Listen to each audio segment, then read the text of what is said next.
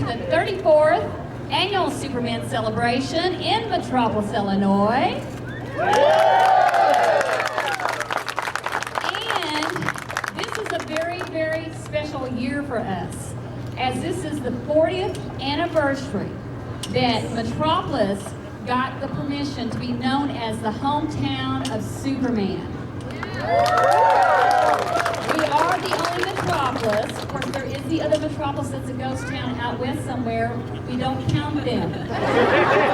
Because all of you don't go there, you come here. But another special thing we have going on this year, we're quite proud of this, is we have a Superman fan that has been coming for several years. He could not make it this year. And so we have something very special, and he did something for us. We wanted to do something for him, and he does not know that we're going to do this. So I'm going to hand this to Lisa, and she'll explain.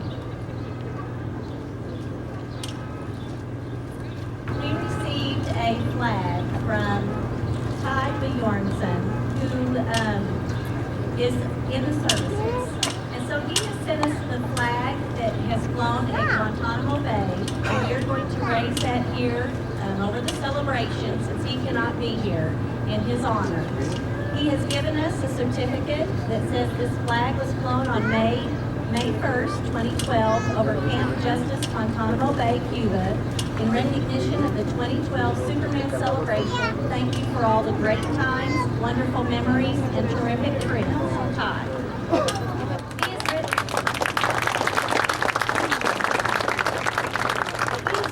A letter that I would love to read to you, and he says, "Hello, City of Metropolis, Illinois visitors. My name is Ty Bjornson. I have been a lifelong Superman fan, and I've been to the Metropolis, Illinois for 6 Superman celebrations since 2001. At each visit, I found the good people there to be wonderful and inviting. At the celebrations, I make new friends, and I'm always made to feel welcome. This year I cannot attend due to being deployed with the Joint Task Force at Guantanamo Bay, Cuba. Though I won't be able to attend this year's Superman celebration, Metropolis has been good to me, so I want to give something back. Please accept this flag and the accompanying certificate as my gift to the city and people of Metropolis. This flag was flown over Camp Justice at the U.S. Naval Station, Guantanamo Bay, Cuba. This flag is my way of saying thank you to the city, the celebration, and Superman fans for all the goodwill and camaraderie they've bestowed upon me over the years. It is my privilege to be deployed with our U.S. Armed Forces and to serve daily with the real-life Supermen and Superwomen of our great land. These hard-charging professionals selflessly serve our country and safeguard our nation's freedoms on a daily basis, 24/7. It's an honor to see them firsthand doing what they do, and I'm amazed to be a part of it. Please know that our service members love and appreciate you all. You are our family, friends, neighbors, and extended community that inspire us to do what we do when we are overseas. We cannot do what we do without your understanding and support. Thank you so very dearly for your gestures of goodwill and continued friendship. Hello to everyone there. I am missing you this year. I hope to be among your ranks next year. With deepest admiration and respect, Ty Bjornson, Mass Communications Specialist, Petty Officer, First Class, U.S. Navy Reserve, Joint Task Force, Guantanamo Bay, Cuba, Public Affairs Office, Photography Non-Commissioned Officer in Charge."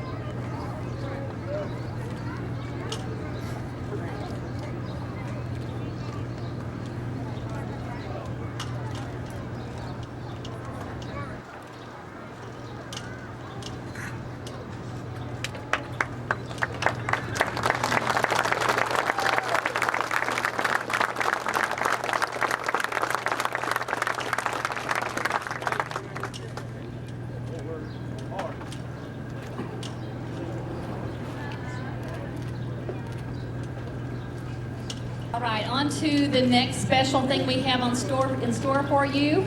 Jim Hambrick, if you would come up and give us a little. This is Jim's first time at an opening ceremony, by the way.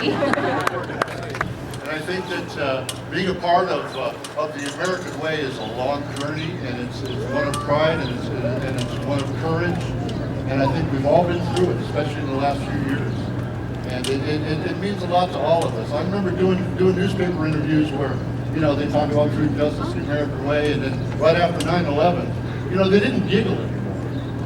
It was more or less a heartfelt thing.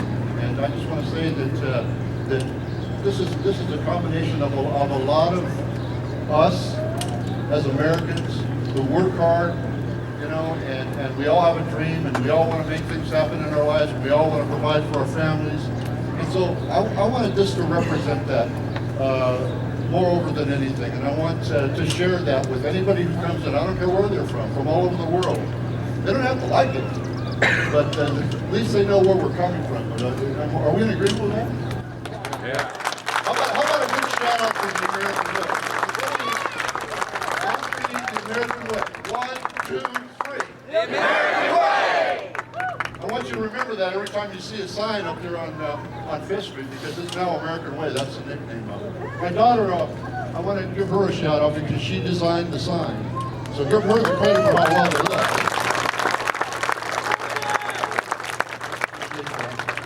And without further ado, one last thing. This day should be remembered. I want this day to be remembered for the Ogle family because Carla has worked very hard over the years with the celebration and her sister. And if not for them, I mean, we wouldn't have the kick butt celebration that we have now. And I just want to dedicate this to the Ogle family. This day, dedicating this and the whole thing, because that's what it's all about. Don't forget that. You want to be on there here? Superman, you want to be the light?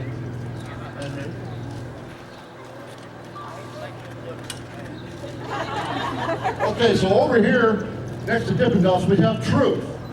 And over here next to the sheriff's station, appropriately so, we have justice. And now we have the American way. If you can get the sign off of it, or the cloth off the sign. There we go.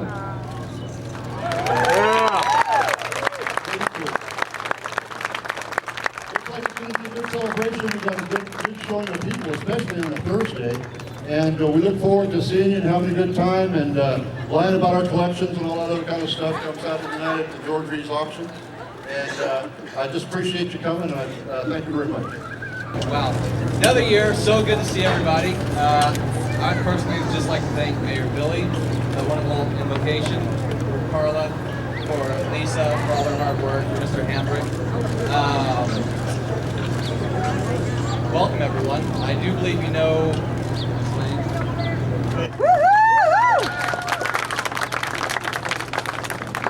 Oh, and Mr. White. Today, we also have a very special guest with us. This is Billy Bassett. Billy is with us today because he won an essay contest sponsored by the Daily Planet. The subject was Truth, Justice, the American Way.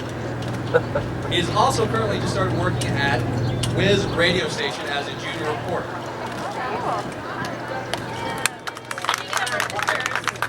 Where's Clark? Oh, Kent's off covering a bingo tournament the other side of town. He promised me it was going to be a great human interest story. I'm sure it will be. Mr. Kent did write the human interest story on Billy here. And he's letting me do the follow-up, right? Lee, you were going to share the byline on that. Not gonna happen. Because of all the attention the essay and Mr. Kent's article brought to Billy. Thanks to Daily Planet paper sales. Yes. Mr. White was generous enough to pay for Billy to come out here to see Metropolis as part of his prize.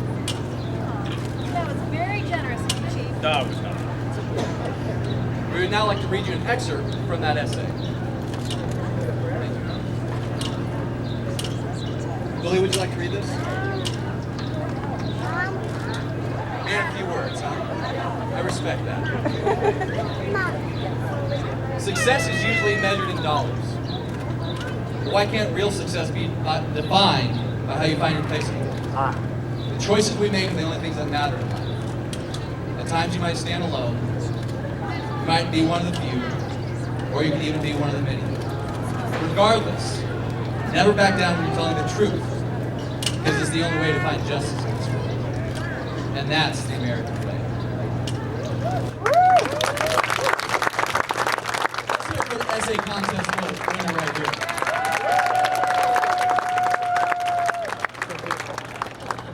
How very wise you are, man. Who are you? I am known throughout the universe as Black Adam. You've changed your look a little bit. I know, right? Ain't it cool? I mean, you know, it's working so well in the comic book. My appearance is not important. What do you want, Black Adam? Well, Superman, I see you have a guest. Well, I'm expecting a guest as well. Your reputation precedes you. However, you're not here to cause any problems. You're welcome to stay for the celebration. Oh, but I am here to cause problems. I'm going to have to ask you. Me. I don't want to cause a scene, but I'll escort you out if that's what it takes. No, I don't think you will. And why is that? Because I happen to know Superman's weakness. What? Kryptonite? Great Caesar's ghost. Son, this has got to be your first rodeo. You know, Star Labs does a sweep of the entire city before the celebration even starts to make sure No, not Kryptonite. I know Superman's true weakness. Magic. Billy, get that! Yes, by all means. Run, boy. Chief, isn't there something we can do? I don't know, if young Olsen was here, maybe he could kind of get his camera flash on the face of that big furry brick wall. But Isn't there anything useful we can do? look around you, Lois. We're all just ordinary, regular mortals. If we want to help Superman, we're going to need the world's mightiest mortal. Shazam!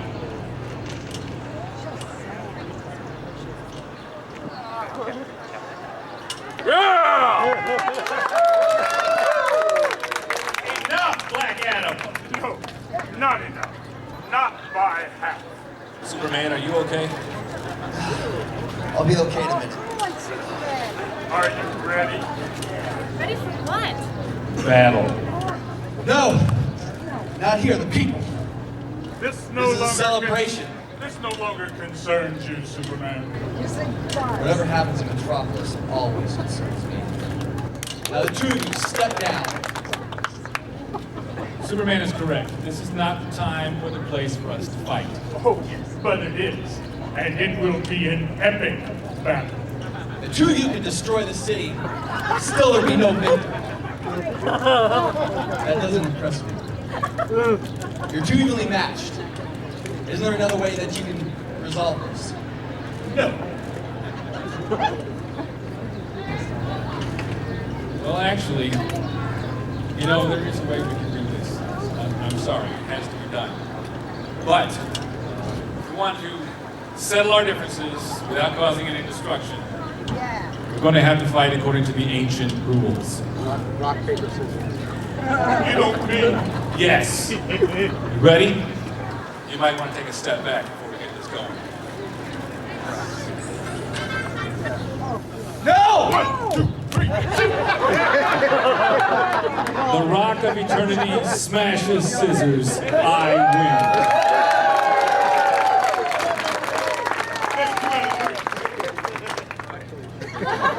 1, 2, 3, shoot! win. Paper covers the Rock. That's 3 out of 5? Okay. This could take a while. Could you take that game over there, please? Sure, that's no problem, Superman. Let's go.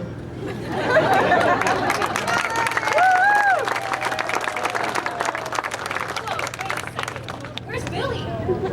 Oh, I won't realize. Willie's got something to look me out for. He's just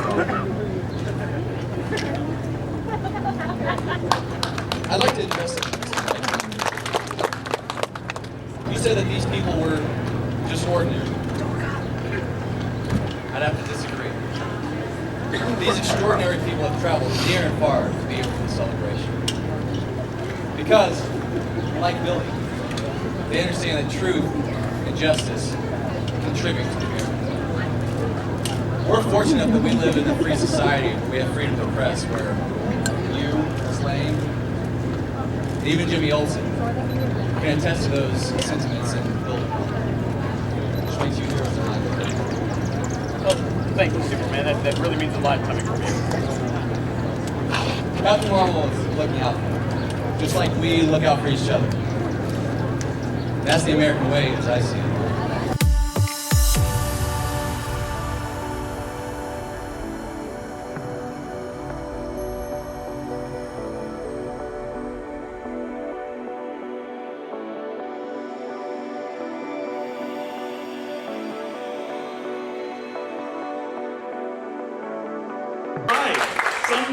Some meetings, they don't have any Superboys, some may only have one, but we brought you two today. Yeah. Okay?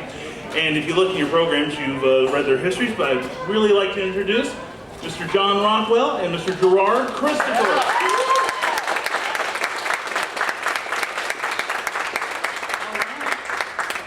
And those of you who don't know and wonder why you're here, John Rockwell was in the 1961 Adventures of Superboy pilot. Right, the pilot, and Gerard Christopher was in seasons 2 through 4 of Superboy, then the Adventures of Superboy. Went on also to write some episodes and produce the series. Okay? All right, and we will be allowing you guys to ask some questions after a while, so get those questions ready for you, and my assistant Jennifer will be walking amongst you with the microphone so we can hear you. Okay? Well, first of all, let's start out with both of you. How did you hear about the role of Superboy? How did you get wind of it, and what was the audition experience like? Where would like to start? All right, I'll start first. I was doing a TV show at a studio called Zip, and I heard they were looking for Superboy. So I happened to walk in the office of the producer and the head of the studio. They were playing gin rummy. So I said, by the way, I have the winner, and also I can fly. So I heard so they laughed, and I took the winner on and started playing gin and beat him. So I knew I had the job right there. they were actually casting when I was sitting there playing gin rummy with them when they had different actors come up with the front. But I knew I already had it. If you wanted the part, shouldn't you have like run the game? That's what I would tell you. Once I beat them, they wanted me to keep coming back. Now, in your case, you were taking over a role that somebody else had already played. Yeah. How did you hear about it, and what was your thinking going into it? Well, you know, it was I didn't even know that the show was on the air the first year. I had no idea. And so when my agent called me and said, we have an audition for this, I thought it was a brand new show. I didn't know they were firing the actor that did it before to replace him. But I just went in for the audition. It was a lot of fun. They flew me down to Florida for it. Because I didn't know it, but as soon as the producer, Ilya Salkin, met me, he kind of wanted to hire me right away. I didn't know it. He didn't let on, because if he does that, you know, then you ask for more money and this and that. So he flew me down to Florida and he made me do a screen test. It was the most bogus screen test. It was like, the other guy that was testing for it looked like, I don't know how to explain. He was like this skinny and like, he looked like so unbelievably wrong for the part. At least if they were trying to make it look like, you know, I had competition, they really didn't try that hard. But I was too stupid to even know what was going on. Now, were either of you fans of Superboy, Superman, or the comic books before you went into it, or did you just look at the script and go, well, who is this? Actually, when they said they're going to do Superboy, I mean, it was back in 1961, and the producer said, you're going to be working quite a bit, because they said you'll be doing 2 shows a week. And I said, all right. And I had a good agent at that time that they were paying $50,000 a show. So way back in '61, and good contracts. Then all of a sudden they had a legal problem with Kellogg's and Wheaties because Superman was still on the air. And when you expect it to happen and it doesn't, you say, well, I guess that's the show business. That's where it goes. Oh, me? I mean, I'm old enough to know who George Pèrez was. I saw all those shows 10 times, and I loved them. And I also actually met Christopher Reeve before he was Superman in New York. And I loved when he was Superman. So when I got this, I just thought it was the coolest thing. Now, you mentioned Christopher Reeve and George Reeves. Did the producers and directors give you any sort of guidance or pressure to model your performances more like those actors, or to more or less find your own take on the character? It's a good question. The advice that I got, I don't know if anybody here met Ilya Salkin, because Ilya's a very cool guy. And Ilya, when I first got the job, he brought me in his office and, you know, I just got to tell you this just because it's fun. I mean, Ilya's office, when he walked in, he had corkboard on every side of the office, the ceilings, the walls. It was like walking into like a CIA office because I think he was afraid that people were going to hear him or something. He was like a very secret guy, but you know, he would laugh if he was here if I told the story. So I stood in front of him and I was in my costume. I think it was right before we were shooting. And he just said to me, he looked at me in the eye and he says, I don't want to make you feel too nervous, but you know, the show before was really tanking, and unless the ratings go up really good, you're out of a job. And then he said, but I don't want you to feel pressure or anything. And by the way, the other 120 people on the show, they'll be out of work too. So I said, oh, no problem, don't worry about it. But he was a character. Hello, Mr. Christopher. Wondered if you had seen any episodes of Smallville, because I've noticed some plot elements in your series were kind of then used in certain terms. I remember an episode where Clark enters Lex Luthor's brain, for instance, and lives his life in a really good two-parter. I wondered if you had any impressions of Smallville, or noticed that they maybe had taken a few things from your series, some ideas. So you tell me they ripped us off?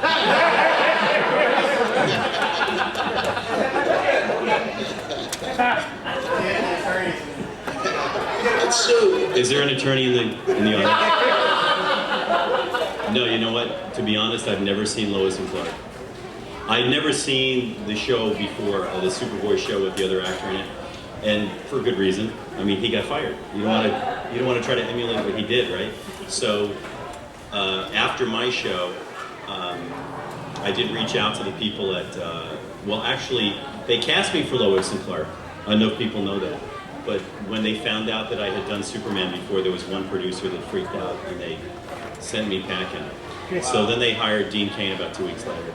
But to answer your question, I think we didn't rip off anybody. We had really good writers. People were really energized. But I think when they're doing shows for a long time, like they did, Lois and Clark was what, 4 seasons maybe? I don't know. And Smallville was 10 maybe, right? So when you're doing a show that long, you probably have to rip somebody off. So they did it, and you know, good for them. Thank you very much. Any other questions? I see a gentleman over here around the third there. I'm curious to know how many episodes in the first and second series of Superboy did you make? There were a total of about, you know, there's a guy here that knows better than me. There's 100 even, right? I was in all of them except for the first 22, I think. 78? Something like that. Thank you. And we got a question right there, young man. Was the flying a big challenge?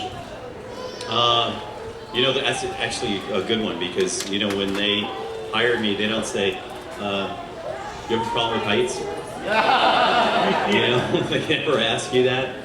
But in reality, it was, if you were afraid of heights, it was the wrong job for you, for sure. And I'll tell you one really fun story. The flying was one of the hardest things to do and one of the most fun things to do. It was hard because, I don't know if any of you have been inside where we're signing the autographs, and the guy has set up a green screen there. The green screen, I don't know if you saw it, but he has a green screen, and that's how we did a lot of our flying. So whenever you see me flying and you see like a background in the background that's moving, they do a green screen and they project that against it, and that's how they make that work. But that was a very uncomfortable experience because the way they did it was they had this huge screen in a soundstage, and in front of that they had an apparatus with guys in it above me, and I was attached with and actually I have my suit inside that has, it's one of the flying suits. So you can see holes on the side. They had me wear a harness with little tiny wires coming out the side. And those wires were very tiny, but even if they were seen, they used to take it out electronically so you couldn't see it. But that was very uncomfortable because you had to stay flat for maybe a half an hour at a time. Like, at least like that. I mean, I don't know if any of you have ever laid on your stomach and try to keep your arms and your legs up. I had to do that for 30, 40 minutes at a time. So that was very uncomfortable. The other flying that I did was really fun. Like, they would set up a crane, like a construction crane, they would bring it in here. And if I had to do a scene where like I'm on the grass and I'm punching somebody out and then I have to fly away, they'd hook me up. I'd do my punch out scene, they'd cut it, and then they'd add me there again with the other costume on. And the cue was my cue, I would just bend myself at the knees, and that was their cue to pull me up. And they would, and I would just let go, and they would pull me up, and I'd go to like the roof of a building or something. So this stuff was fun, but like if you were afraid of heights, you were really doing the wrong thing. Like one time in Florida, I'll never forget this, it was a cloudy day, and in Florida you have a lot of thunderstorms this summer. So they had me on this crane that's maybe 100 feet tall, attached to it with steel wires. There's thunder all over the place. No, it gets better, it gets better. So the crane is on top of a bridge that's over like, Florida doesn't have a lot of rivers, but it was something like a river or a big lake. So I'm up like 100 feet over the bridge. Then they swing me out hanging over the bridge, so I'm a couple of 100 feet from whatever's under there. And then, because my safety officer, who is my stunt guy, who's supposed to be in charge of your safety, was like, had some girlfriend on his lap or something. He basically wasn't looking out for my safety at the time. So he wasn't looking, and then they swung me like this, and I almost hit power lines. Whoa. So I was going, guys, thunder, lightning, power lines, get me down.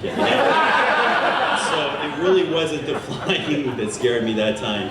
It was that these guys just were, didn't do the job well. But most of the time, that was really fun. Flying outside was fun. The glamour of Hollywood. Yeah. I didn't have a problem with that. Lucky you. I was going to say, John, now, you're going to tell us that you had an easy time and it was the most fun you've ever had, right? It was on the wires. I had the wires flying like that, but it wasn't a problem at all. But I didn't have to go heights. So this was way before you guys. Only real superboys do. Where others don't dare. They probably didn't fly you any near any... No. I was in the studio all the time. Now, anybody else have a question? We've got a gentleman right here. Christopher, just real quick, in case no one else has said anything, thank you for saying it. Really great show. But my question is for Mr. Rockwell. Is your Superboy available on DVD? And can we get it happening in any way?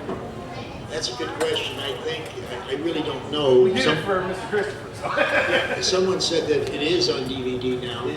That it's on YouTube. Okay. It's on YouTube.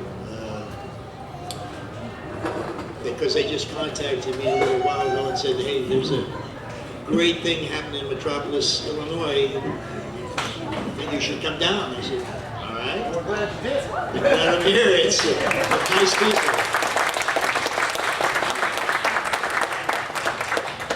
a good question. That would lead me into what, now, it's probably a top secret, but you can just tell me. Do you know anything about seasons 2 through 4 of Superboy being released on DVD? I don't know anything. Okay. I heard hearsay from that gentleman over there. We'll take hearsay. But he can say, why don't you, Michael? Give him a mic. Yeah, let's get this on the record. It'll be on YouTube in about Well, sorry, Brooke. According to Jim Bowers at Cape Wonder, Warner Brothers Home Video is looking at the original elements from seasons 2 through 4, and it's not a question of if anymore, but when. And they're looking at maybe next summer with Man of Steel, or probably next winter with the Blu-ray of Man of Steel. So it's being evaluated as we speak. Awesome. And this is from the same company. That's from the same company that killed our show. We were number 10 show, and they shut us down so that they could do another show. So take that for all it's worth. Your series started in 1990? 1989? With the other actor, it was 88. I got in there in 89. My best guess would be that I religiously watched your show when I was probably in 2nd or 3rd grade.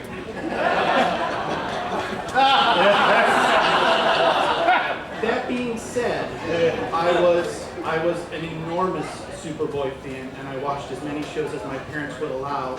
But then my parents wouldn't allow me to watch your show anymore when Superboy, in each subsequent episode, became darker and darker, and Superboy would be tortured. I believe in one episode he had almost sold his soul to the devil. I mean, like, and is it, I guess online it says that there was a deliberate choice when the series continued to make it darker, make it grittier.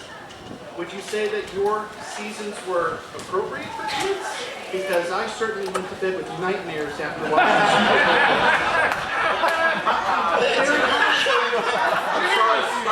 I just want to be very honest. My dad wouldn't let me watch it anymore because Superboy nearly died in more than a few episodes. Was it meant for 2nd graders, or do you think that they pushed the series into teenagers? Well, the only thing I would say is if you have any legal issues, you should talk to Ilya Salkin.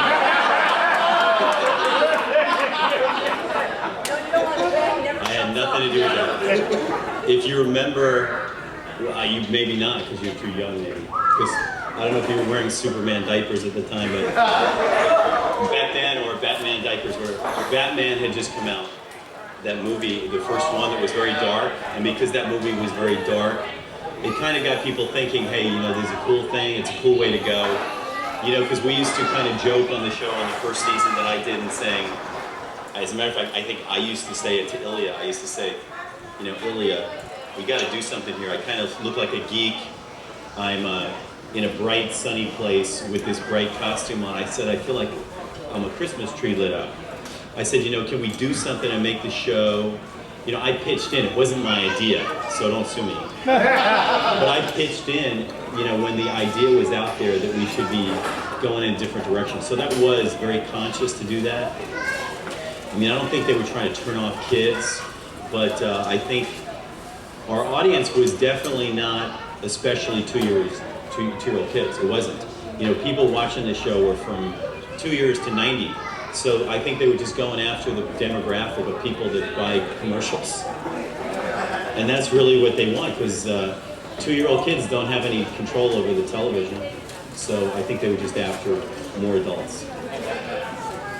Very good question, very good question. Now, I'm not trying to implicate you in any trauma that this young man suffered, but you were a producer later on in the show. How did you get to become the producer? Because that's a lot of work. You're already a star, and all of a sudden you have, you know, duties aside from that. What were those duties? No. When I was doing the show, you know, you get friendly with the people that you're working with, and they knew that, you know, I had studied in college. I had studied stuff, you know, writing and this and that.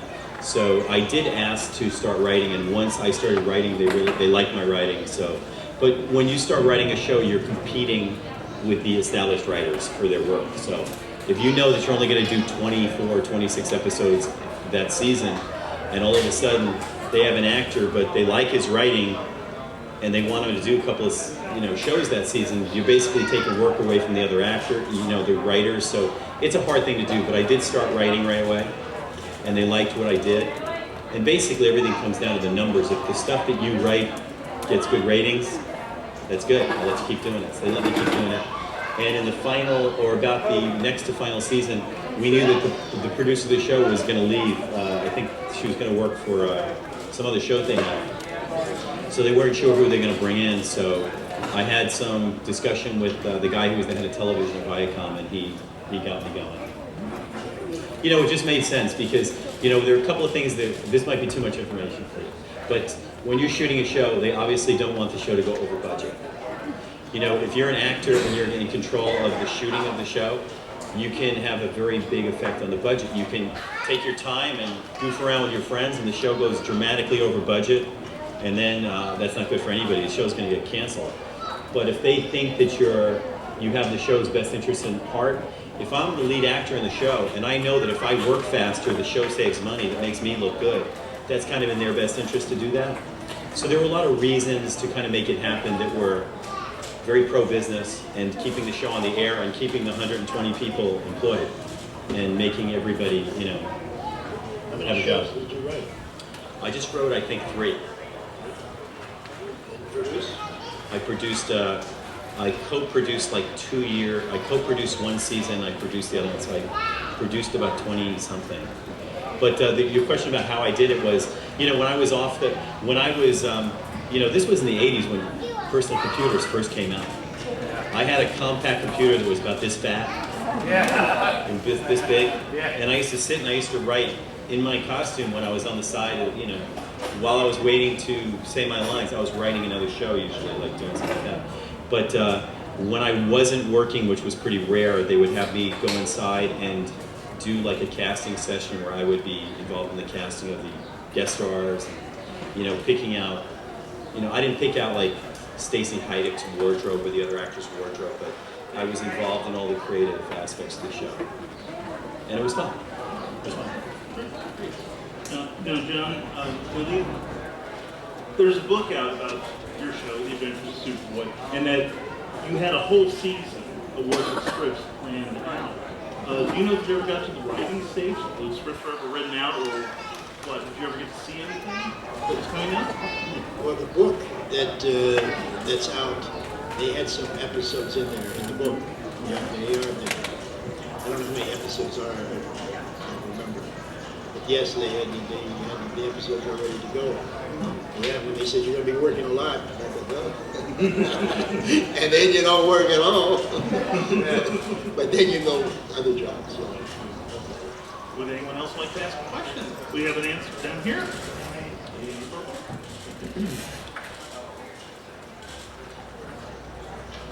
Gerard. I'm a huge fan of the shows. I love the teen years. Oh, thank you. College years shown. That was fun. Yeah. And one of the most intriguing bits on the show is the relationship with Superboy and Mama Lane. I haven't seen, obviously, the 4th season yet, but if the show hadn't been canceled, they had continued with making them closer, maybe her finding out the secret. Are there any ideas on that? If we continued, I would have graduated to Superman, because the last show, I think it was, Sam will correct me because he knows this stuff better than me, but I think my last show was called Rites of Passage. And in Rites of Passage, wasn't the last one that we actually shot. It was like the next to last one that we shot, but it was the last one that aired. And in that one, I became Superman. So for them to continue, they would have had to change the name of the show, which they would have done. They would have called it The New Adventures of Superman, or they would have called it The Continuation of something. They would have changed the name a little bit, and I would have been Superman. And we had it was going in that direction. But Viacom, Warner Brothers, our friends that say they want to do our DVDs, they're the ones that pulled the plug on the show because they wanted to do their own Superman show, which was Lois and Clark. So they pulled the plug on us. Well, being a dog lover that I am, I have 4 dogs. I just want to know, was Crypto ever considered for Superboy? Oh, You know the answer to that already. These guys with their loaded questions. All right, could you give him the mic back, thing, please? All right, I have a question for you. Was crypto ever considered on the Super Bowl? You probably knows better than me. Yes, he was. Okay, so tell me how that went down. Can I get up on the panel? Because Get over here. all right. Are you serious? Talk. Come on, I want to know. Well, basically, they did bring in crypto for one episode, but they couldn't pay the dog treatment. Oh. Yeah. Is that the story? That's the story, and I'm sticking to it. It doesn't have to do with, like, you know, poop breaks and things. Probably. Okay. No doggy diapers or anything No like dog. that? That's a great idea. Well, I didn't hear that end of the story. I remember that there was really brief discussion of using a dog, but it never happened. I was in the dark about the rest. Well, I can say something about that. When we shot the Superboy pilot, they asked me about a dog, and I had a dog that I would teach to jump off of a building 20 feet high, and I'd catch him. So he was going to be in the show. I was training the dog to do almost everything. And in the book, there is a picture of the dog that I'm in court, and the dog's walking on his hind legs, and it says, "Super dog outshines Super boy." Why don't you tell him how your dog died?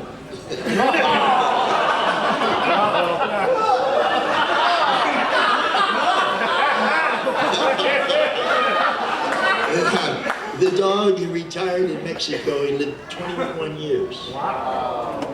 And the dog was a poodle that was never cut, so it didn't look like a poodle.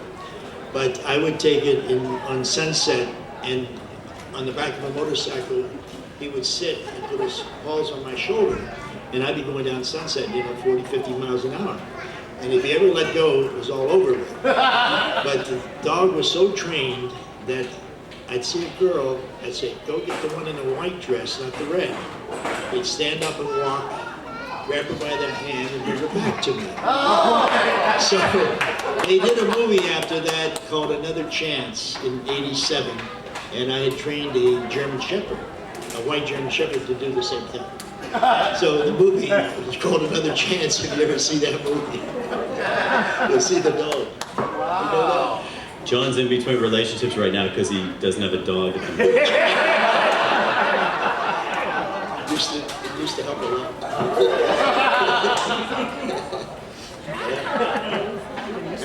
That's my story with the dog. Please don't tell the ASPCA about this panel. Work with Noel Neal. Yeah, I did. She was a guest on an episode that we had. I think it was called Paranoia. Is that right? Paranoia. And I worked with Jack Larson as well. Yeah, they mentioned, they talked about our show, and you can ask Noel and Jack for their quotes about my show versus their show.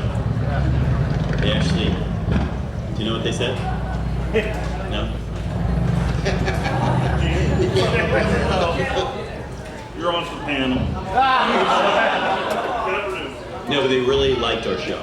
I'll just say that.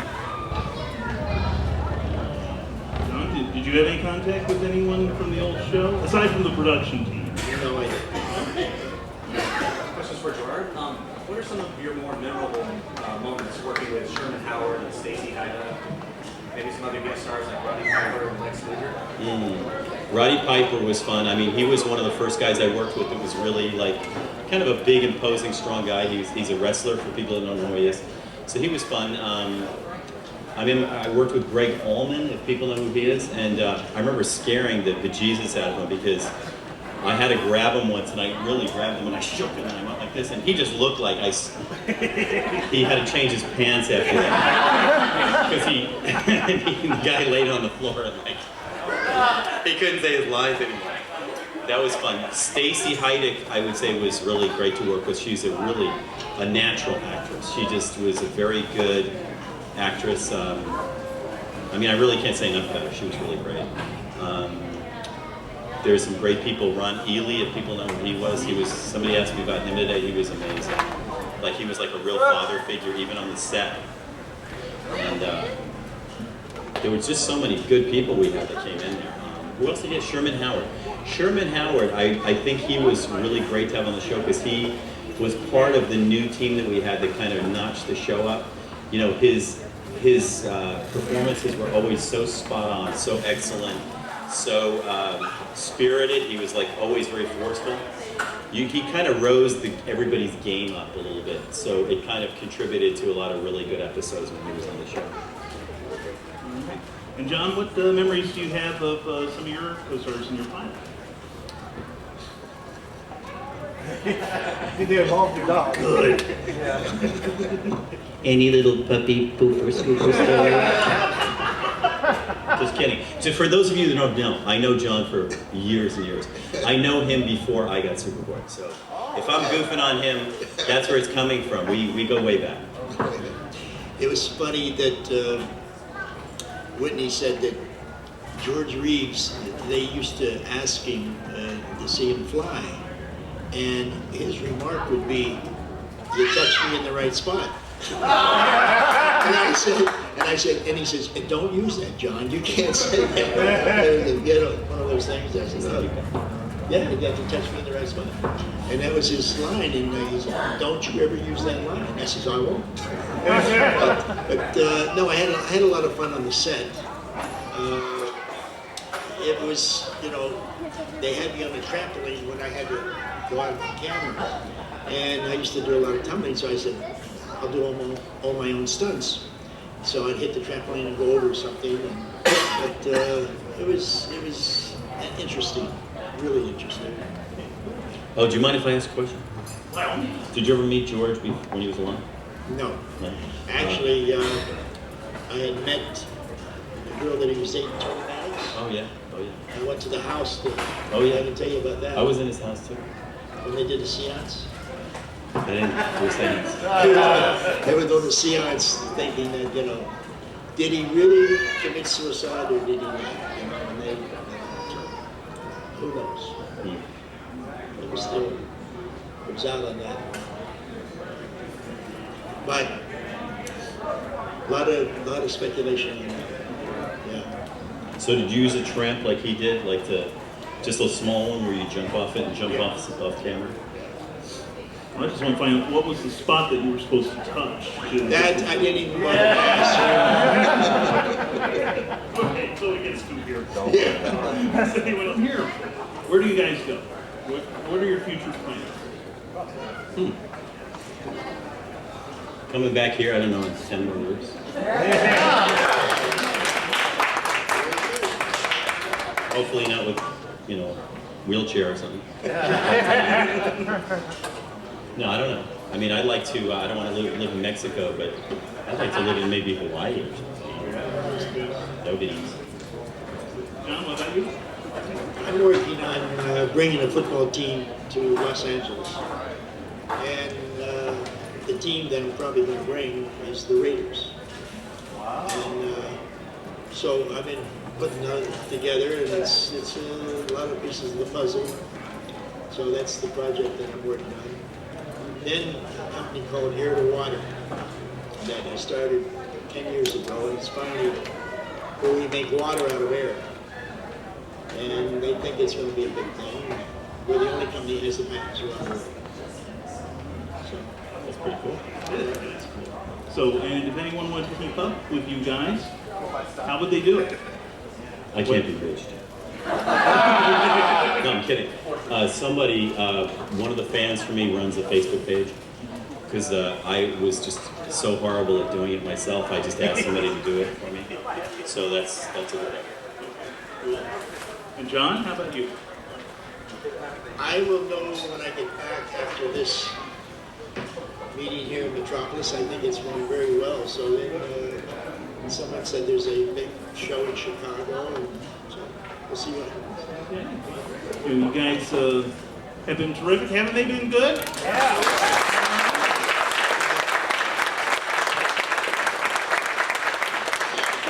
the audience is really good, so I really want to thank you for coming. Really. No, really, I have to tell you, these are some of the best questions I've ever gotten anywhere, and I'm not just saying that. Wow. I mean, half of this stuff you asked me, I never even thought of before. I mean, it was really, some of them were very thought-provoking questions, like yours about, you know, did they think about how it affects kids? You know, anybody that's got kids, you got to think about that. You know, I mean, these were some very interesting questions out here. So thanks very much. All right, well, give yourselves a hand. All right. We think these two guys are pretty special. So, we have a special award that we would like to present to them. Now, you guys may have been super boys. Of course, you're men now. But officially now, you are a Superman of Metropolis. Gerard and John. Our new Superman of Metropolis. Red lawn chair, and we're going to see one of the guys can jump over Amy's head. You guys want to see that? Oh, you still down, Amy? Where are you from? All right, cool. All right, so Amy is down. So what we're going to do is make sure that this is safe, okay? So we're going to get all the folks here in Metropolis to watch our practice run. I need you guys to pay close attention to Kyle's practice run. We want to make sure that he's got enough height, speed, and distance to clear the lawn chair and our friend Amy's head. If you guys think it looks good, give me a thumbs up. If it doesn't look so hot, thumbs down. We scratch this stunt and move on to the next part of the show. Simple as that. So here we go. Looks like Kyle's going to get a little speed.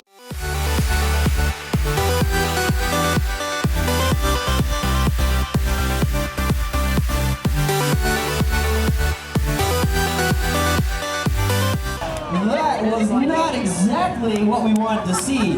I don't know, Metropolis, what do you guys think? Thumbs up or a thumbs down?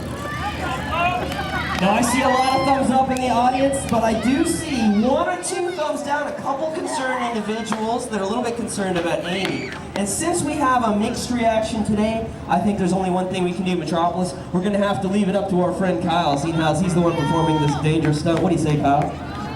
You know, I've had a lot of practice runs in my day. I've got to say, that one was by far the best one I've ever had. I think we're going to go on with it.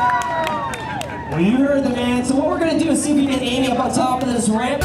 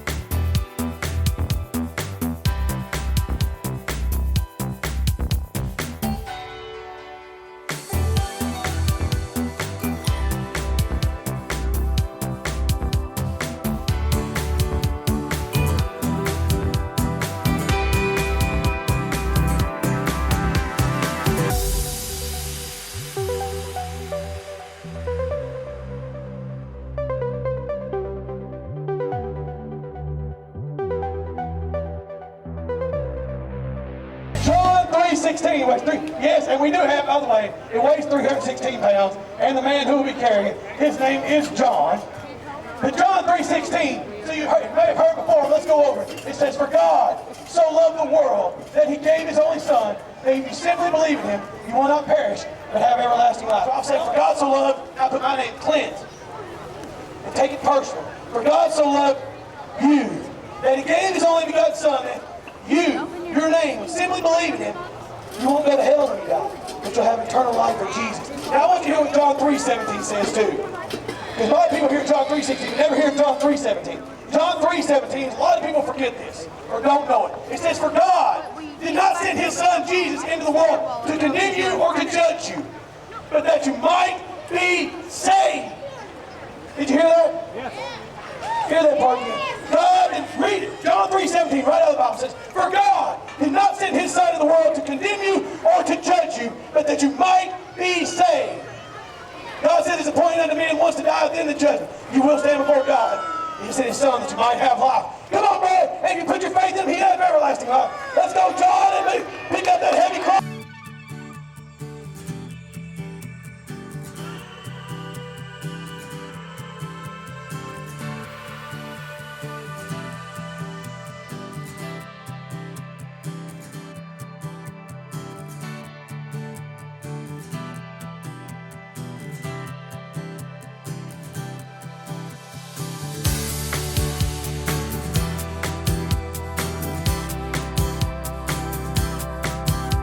We have been trying to get who I believe to be the greatest artist, writer, creator working in comic books today.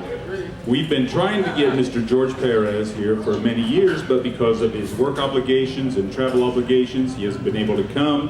He made a point of coming this year, and we couldn't be happier. You may not know that he started doing a lot of finishing work at Marvel when he was a much younger man, who's still much younger than I am, so I can say that.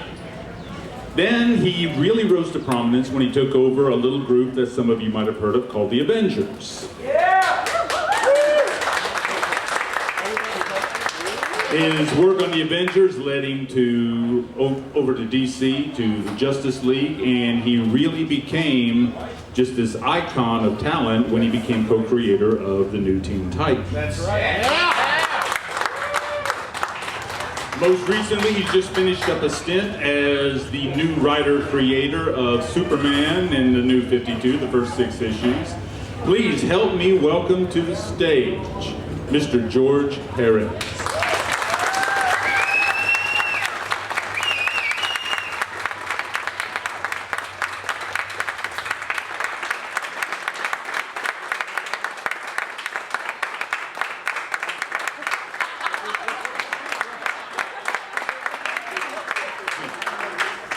George, you are personally involved in a charitable organization built around superheroes and their creators. Could you tell us a little bit about that?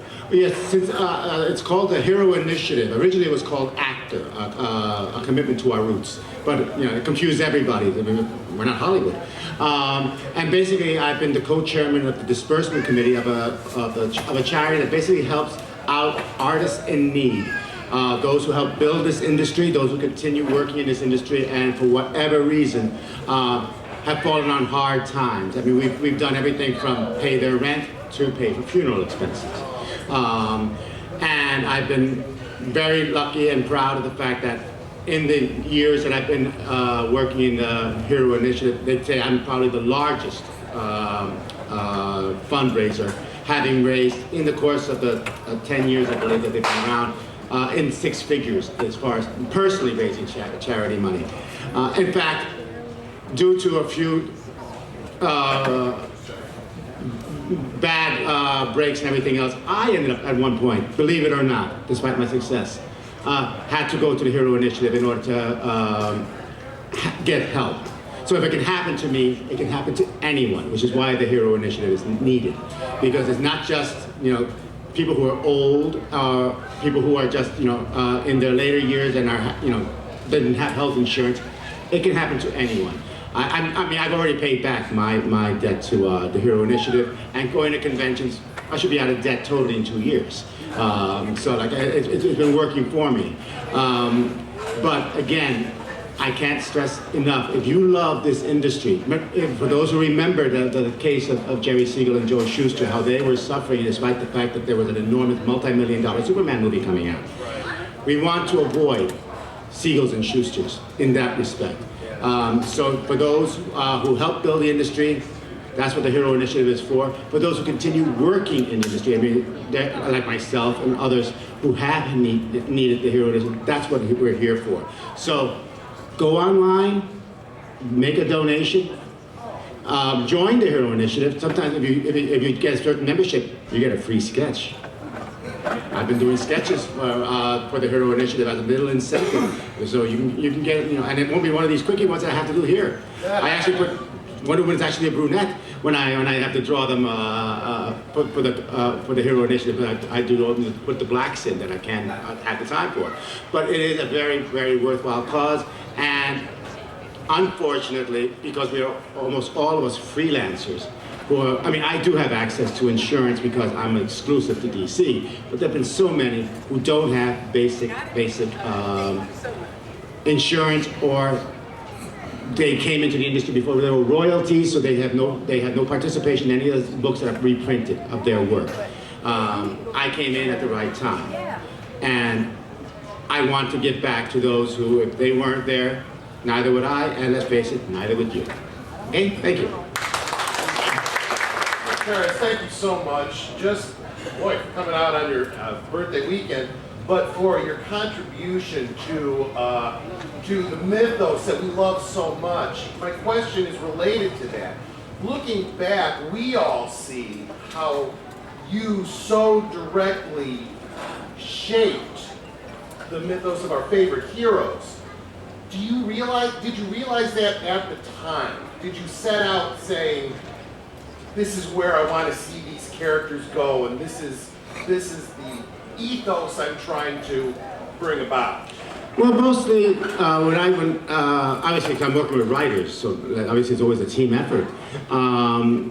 But our job is to create a crackerjack story. I mean, to make a good story that, if it stands the test of time, fantastic. But the first is like make these characters alive.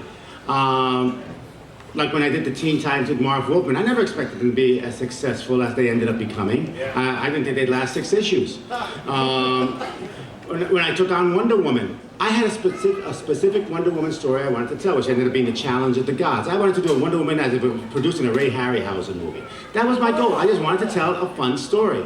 The fact that they became long-lasting is something that is important, because don't put the cart before the horse type of deal. If you're going in order to try to make a legend, you're usually going to fail because you're looking at it. It's like when I tell a person who wants to join the industry, who wants to make big money or sell it to the movies, no, draw a comic because that's what you want to do. You want to tell a story, you want to draw. If you don't want to do that first, just for the sheer love of it, and only thinking about the money and everything that's ancillary and down the line, you're basically, you're doing Hollywood, basically. You're just going for big concept, but there's no heart, there's no meat, there's no long lasting. You can be replaced with the next new trend later. I'm very proud of the fact that, I mean, tomorrow I turn 58 years old. I've been in this industry 38 years. And I'm still the pretty girl at the ball. I mean, I still get invited because and as I tell everyone, I love drawing comics. I love telling stories. The fact that I earn a decent living, the fact that I make movies, decent living, yes, of course I have responsibility. I do want that. I don't care about the movies. If they do it, fantastic. When they made the Titans cartoon, oh my gosh, I earned a ton of money. But that wasn't why I did the comic. I did the comic because Marv Wolfman can come to me and said, let's try to do something a little different with the Teen Titans franchise, and I thought he was nuts. But once he let me be involved in the plotting, issue 8, A Day in the Lives. That was the story that turned me around on the Titans, when suddenly they became personalities to me. It also happened to be the issue I was working on when I met my current wife. So it has a double meaning for me. But yeah, no, the thing is, I never go into comic thinking I'm creating something long-lasting. I just want to entertain. And it's like doing movies. I seriously doubt that most of the movie makers back in the 20s, the 30s, the 40s, were looking at something that in the 2000s could be considered a classic. No, they wanted to entertain. Yes? The Crimson Plague, is that Well, the Crimson Plague book, unfortunately that was an experiment that was an utter failure for me financially. And well, it was fun. I mean, and the thing I enjoyed about it was I drew that everybody in my creator-owned series, for anyone, 1 or 2 of you have read it, was that everybody, from the lead to every minor supporting character, was a real person. It was like my love letter to the fans, where every single character was a real person. So if I'm drawing a crowd scene, it's not just drawing individual faces, it's drawing individual recognizable faces. Got to use photo reference for every single one of them. And unfortunately, because as writer, editor, penciler, inker, and supervising the color, I was too expensive.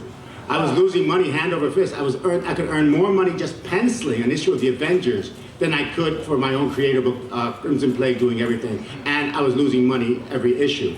So despite the fact that it was a noble experiment, and I'm proud of giving my fans a bit of a limelight, because I actually did a charity event where as many people could come to the Heroes Convention in North Carolina who were in the book. I arranged for them a special cover featuring them that they could autograph, and then we would have some kind of scavenger hunt for those autographs, and the money went to charity. So I made my fans the stars. I put my fans on the other side of the table, let them enjoy what I've been enjoying all that time. And I was busting with pride watching, in some cases, some who never even really read comics all that much, suddenly being in a comic convention where people were asking for their autographs. I was so thrilled. That's my one greatest memory of doing Crimson Plague. Even though the book failed financially, I made a lot of people happy. That was a lot of fun. Wow. We have a hand right over here. I should have seen plenty of hands. Those all down in their laps. I just want to thank you for entertaining me for so many years, and I love your work, and I would just like get issues that you would, produce, or your artwork, and then sometimes like when you would stop your art on a certain book, then I just wouldn't be as interested anymore because your art was just so fantastic and added so much to the storyline. I was wondering, like, have you ever had like disagreements with writers where you didn't really want to draw something, you didn't like the storyline, and did you not want to do it, you didn't want to see it in the comic book? Did you ever have problems with Well, that? lately more than ever, actually. Without expounding on that, lately I've been having a lot more of that. I mean, in every book, obviously, there's always going to be creative difference. One of the things that I'm very proud of in most of my career is the fact that the creative differences are just the fact that, okay, I may disagree, but we usually find compromises in that. When it's two creators working together, we're both responsible for trying to get a good story. Sometimes I will have to say, okay, I may not agree with what the writer wants to do, but this is what he really wants, let's do it. And let me make it as dynamic as possible. And sometimes if the writer's giving me a lot of freedom, I will change things. Most of the changing stuff that would require like emphasis on certain characters and the choreography of the fights. Or other little subtle things, particularly in the Titans where I had a lot more freedom. Because Marv and I were very simpatico, and Marv liked being surprised. If I came in with something that he didn't imagine in the plot, that challenged him as a writer. The same way that when he gave me something, I'll tell you how Marv and I worked. After a while, there was no written plot. Marv and I we lived close to each other at the time. We would meet at either his house, my house, or a restaurant, whatever, discuss the story, and I would draw it from there. And I would type a plot for Marv based on what I'd drawn, because Marv's memory was terrible. About as bad as mine is now. And that's where he would write. So technically, I was writing the plot, but I was writing the plot after I drew it, so Marv would know what I had just done in case he had forgotten, or if I changed something from even our discussion. And even when I worked on Legion of Three Worlds with Jeff Johns, who obviously, Jeff was an enormous fan of mine and wanted to do a George Pèrez comic. So, and at this point, DC, much to my regret, is now going, like all the scripts are fully scripted as opposed to plots, which then you draw and then the script comes in so that you have, a lot more input into the story. And Jeff sent me a full script, and with the most humongous panel description I had ever seen was having, all this stuff going on in just one page. How can anyone, even me, fit all that? And then Jeff explained it. What he did was take my Crisis on Infinite Earths and dissected it. To try to describe the panels I drew in Crisis on Infinite Earths, that's what it would look like.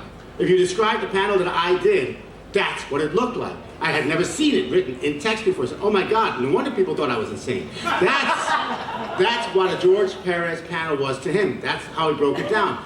The thing I had to remind him, yes, because that's not what Marv Wolfman asked for.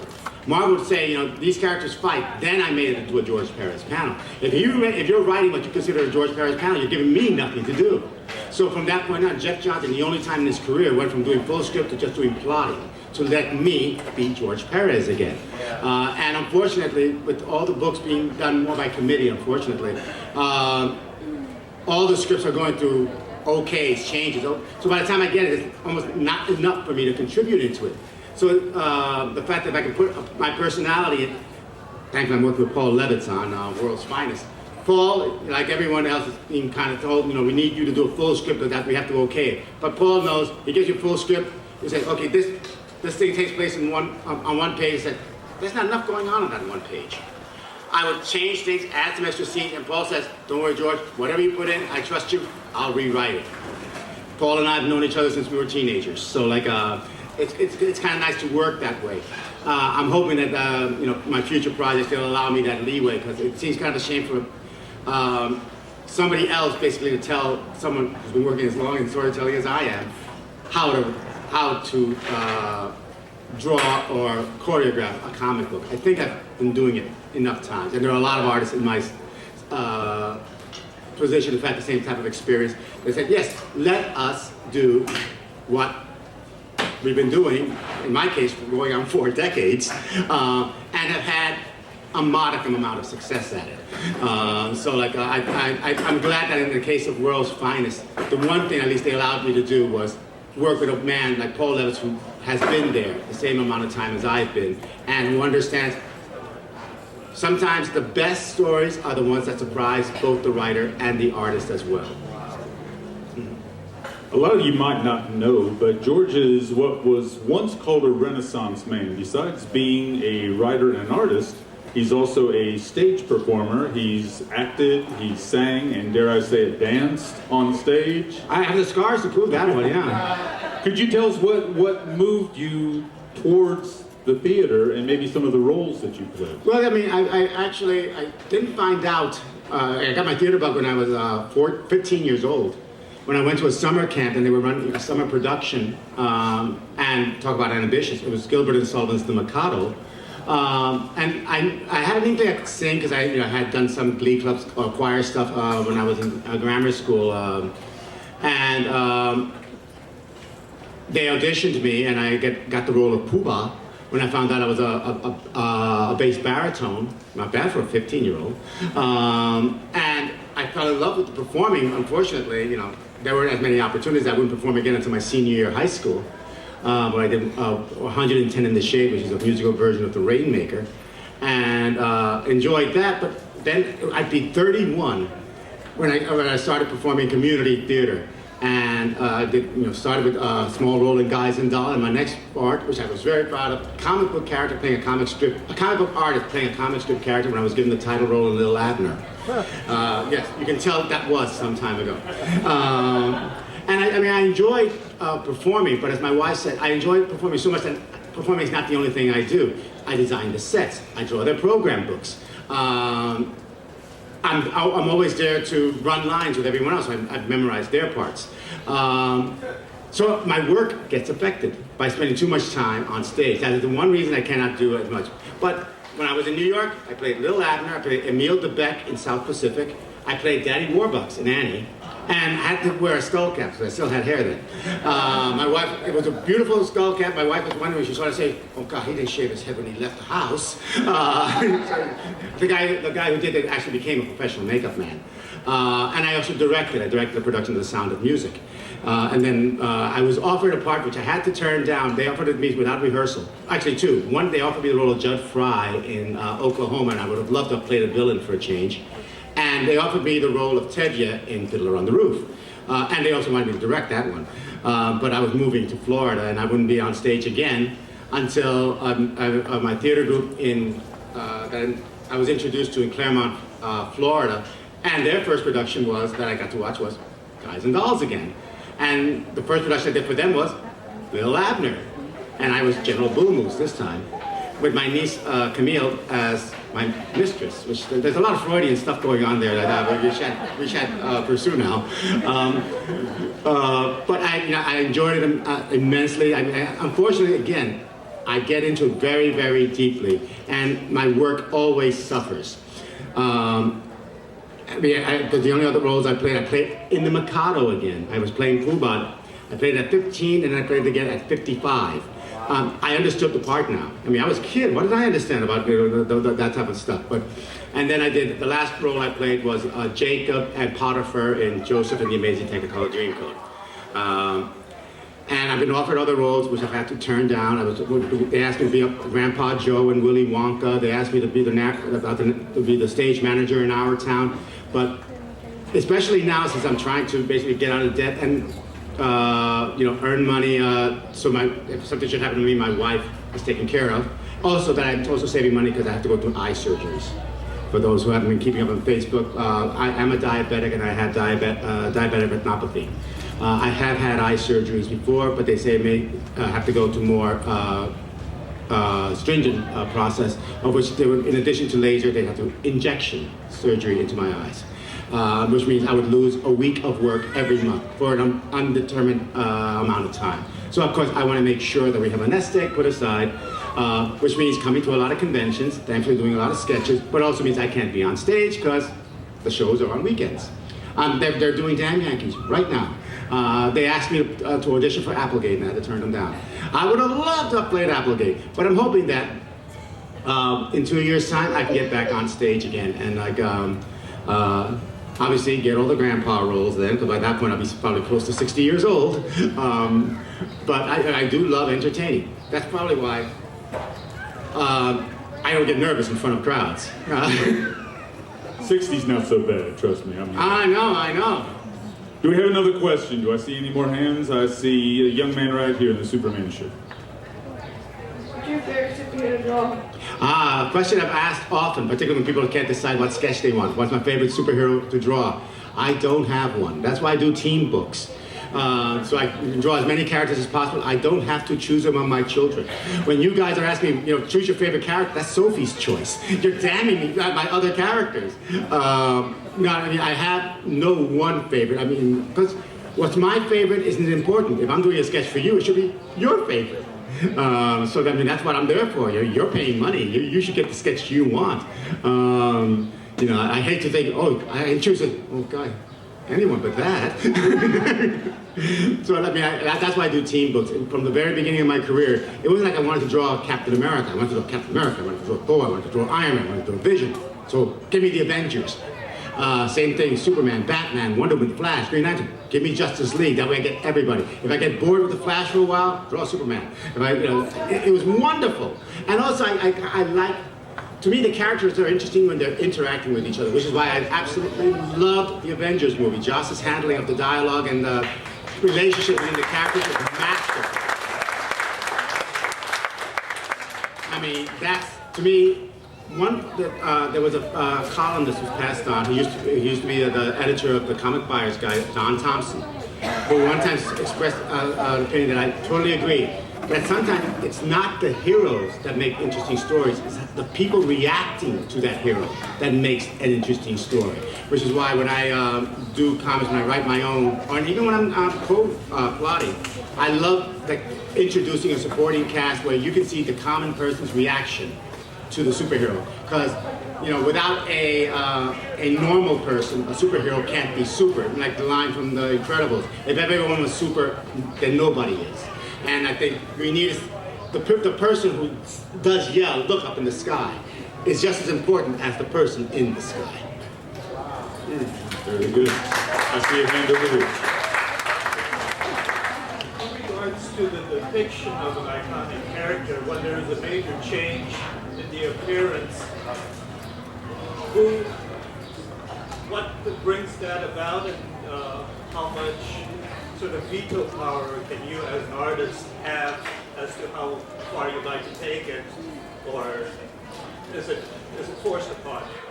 Unfortunately, these days, we don't have as much say as we used to. There are certain things I have protested and at some point said, well, if this is the way you guys want to draw it, you draw the comic. So they have to bow if they still want me on it. So we have to find compromises there. There are certain things I didn't agree on some of the visuals. But again, that's the company I work for, and I have to make some concessions there. Doesn't mean I always enjoy it. In fact, you guys are now responsible for my contentment. Because as much as, unfortunately, or fortunately, depends on your point of view, Marvel and DC, in particular, both wanted to become major players in Hollywood. There's a price for that. I didn't want to work in Hollywood. because there's so many corporate things that, you know, a committee of people all nodding their heads to give you a definite maybe. And unfortunately, with that type of mentality, it's basically a camel, a horse created by committee type of deal. It may be a very good-looking camel, but that wasn't the original plan. So I come to conventions because you guys, if you guys want to sketch, you don't change your mind in mid-sketch. You know what you want. You're the guys plunking down the money for what we do. You are the people because that you must love it, or else why would you be paying for it? The fact that if you're online waiting for a sketch, if you're online standing there for an hour, sometimes longer, that is what I need to see. That is the love of the comics, of what I do, that you can't get by working in the company. Coming to conventions is like a lifesaver to me, to see why I'm in this industry.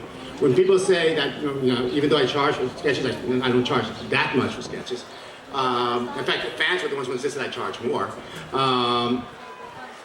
But when I see the fact that you guys, but then those who come to conventions as opposed to obviously an open admittance festival like this, that you would pay money to get into a convention, that you would invest your valuable time to stand on a line, waiting for someone like me to do a sketch for you, to sign a comic for you.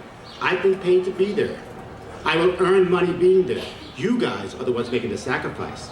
You guys are the ones who are going out of your way, both financially and in your time, to make me feel important.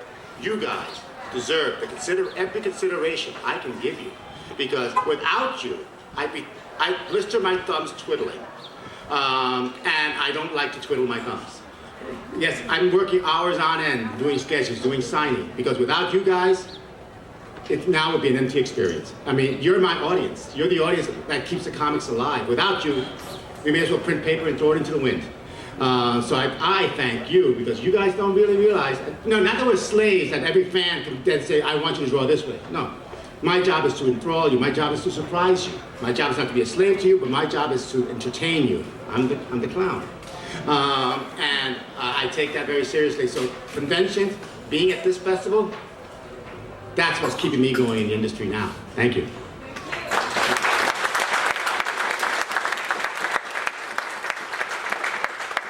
George, what was the process that brought you to the first 6 issues of Superman? Did you seek that, or did DC come to you? DC approached me. Actually, it was Dan DiDio specifically approached me, because as I mentioned, at that point I was going through my preliminary eye surgeries.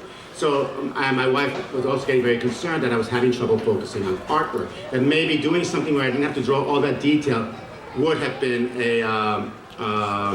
a way of being able to earn money and give my eyes a chance to do some recovery. And so writing, which I was loath to do. Because my last experience with writing is that, unfortunately, when you're writing major characters, you sometimes have to make a lot of compromises. I mean, but I was given certain promises, which unfortunately, not through any fault of Dan DiDio, it just became the fact that, you know, he was no longer the last word. I mean, there's a lot of people now making decisions, and sometimes they're counterpuntal. They're constantly going against each other, contradicting one, and again, in mid-story. The people who love my Superman arc, the first 6 issues, I thank you. What you read, I don't know. Because the fact that after I wrote it, I was having such frustration, I told them, here, this is my script. If you change it, that's your prerogative, don't tell me. Don't ask me to edit it, don't ask me to correct it, because I don't want to change something and then you're going to change again in case you disagree. I said, no, this is Superman is a big character. I was flattered by the responsibility, but I thought, no, this is getting a little tough. I didn't mind the changes in Superman, I just wish it was the same decision, issue 1 to issue 2, and I had to keep rewriting things because another person changed their mind. And that was a lot tougher. It wasn't the same as doing Wonder Woman, where I was basically given a full year to get Wonder Woman established before she actually has to be enfolded into the DC universe proper. And I had a wonderful editor, Karen Berger, who ran shotgun for me. They wanted me to recreate what I did for Wonder Woman, but it's not the same age, not the same atmosphere. I couldn't do it anymore. And the writer who replaced me, Keith Giffen, was very, very nice. I mean, I've known Keith since we both started in the industry. He called me up when they asked him to do Superman, to make sure I wasn't being fired off Superman. And regrettably, I did have to tell him, no, I can't wait to get off Superman. It was not the experience I wanted it to be. The fact that so many people enjoyed it, I'm glad. I hope they enjoyed what I wrote, and I hope if they enjoyed what I didn't write, that they don't tell me. And I don't even want to know. Oh my God! Oh, I like what they changed. Oh God, they love their job better than mine. But the thing that I enjoyed, again, going back to you guys, was putting in friends into the story. I mean, I just got a text from a friend of mine, Billy McCoy, for those who read it, he was that muckraking reporter in the Daily Planet who was constantly after Superman. That was my birthday gift to him. I made him a character in Superman. A dear friend of mine who passed away, who was an enormous Superman fan, I made the mayor of Metropolis. That's where I enjoyed it. Because of Facebook, I got to see the reaction of everybody. He was a helicopter reporter in Superman, Doug Hubler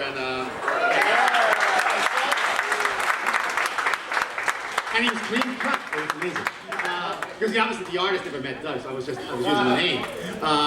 But that's the stuff that I really, really enjoyed. And in the case of A World's Finest, the Power Girl and the Huntress are both modeled after friends of mine. In fact, in the cover of issue 2, I've actually put their last names on the cover. So and one of them is going to be here at this show. Margie Cox, whom some of you may know, was my model for the Huntress, and she actually made a Huntress costume that's debuting in Metropolis. Yes, so that when you see her, applaud her. She was my muse. Yeah, and I have another dear friend named Jana, but she's in California. She's Power Girl. But Margie Cox, again, you're going to be seeing her as the Huntress at this show. If she wanted to make it in time for this show, she's the Huntress. And if you have your,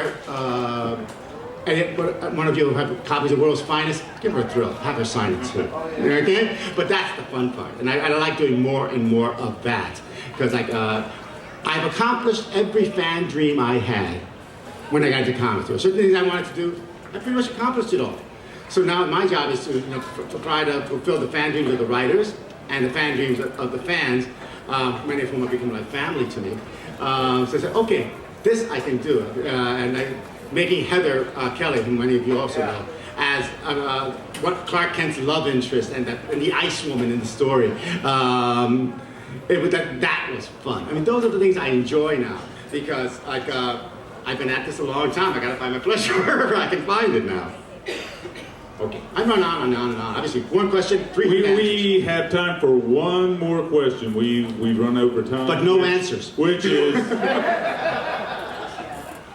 straight back behind you, Supergirl. I loved your Superman sequence. I loved your Wonder Woman. The only time I've ever read Wonder Woman, and as some of the other people have said, just a fantastic storyteller. You were just tremendous.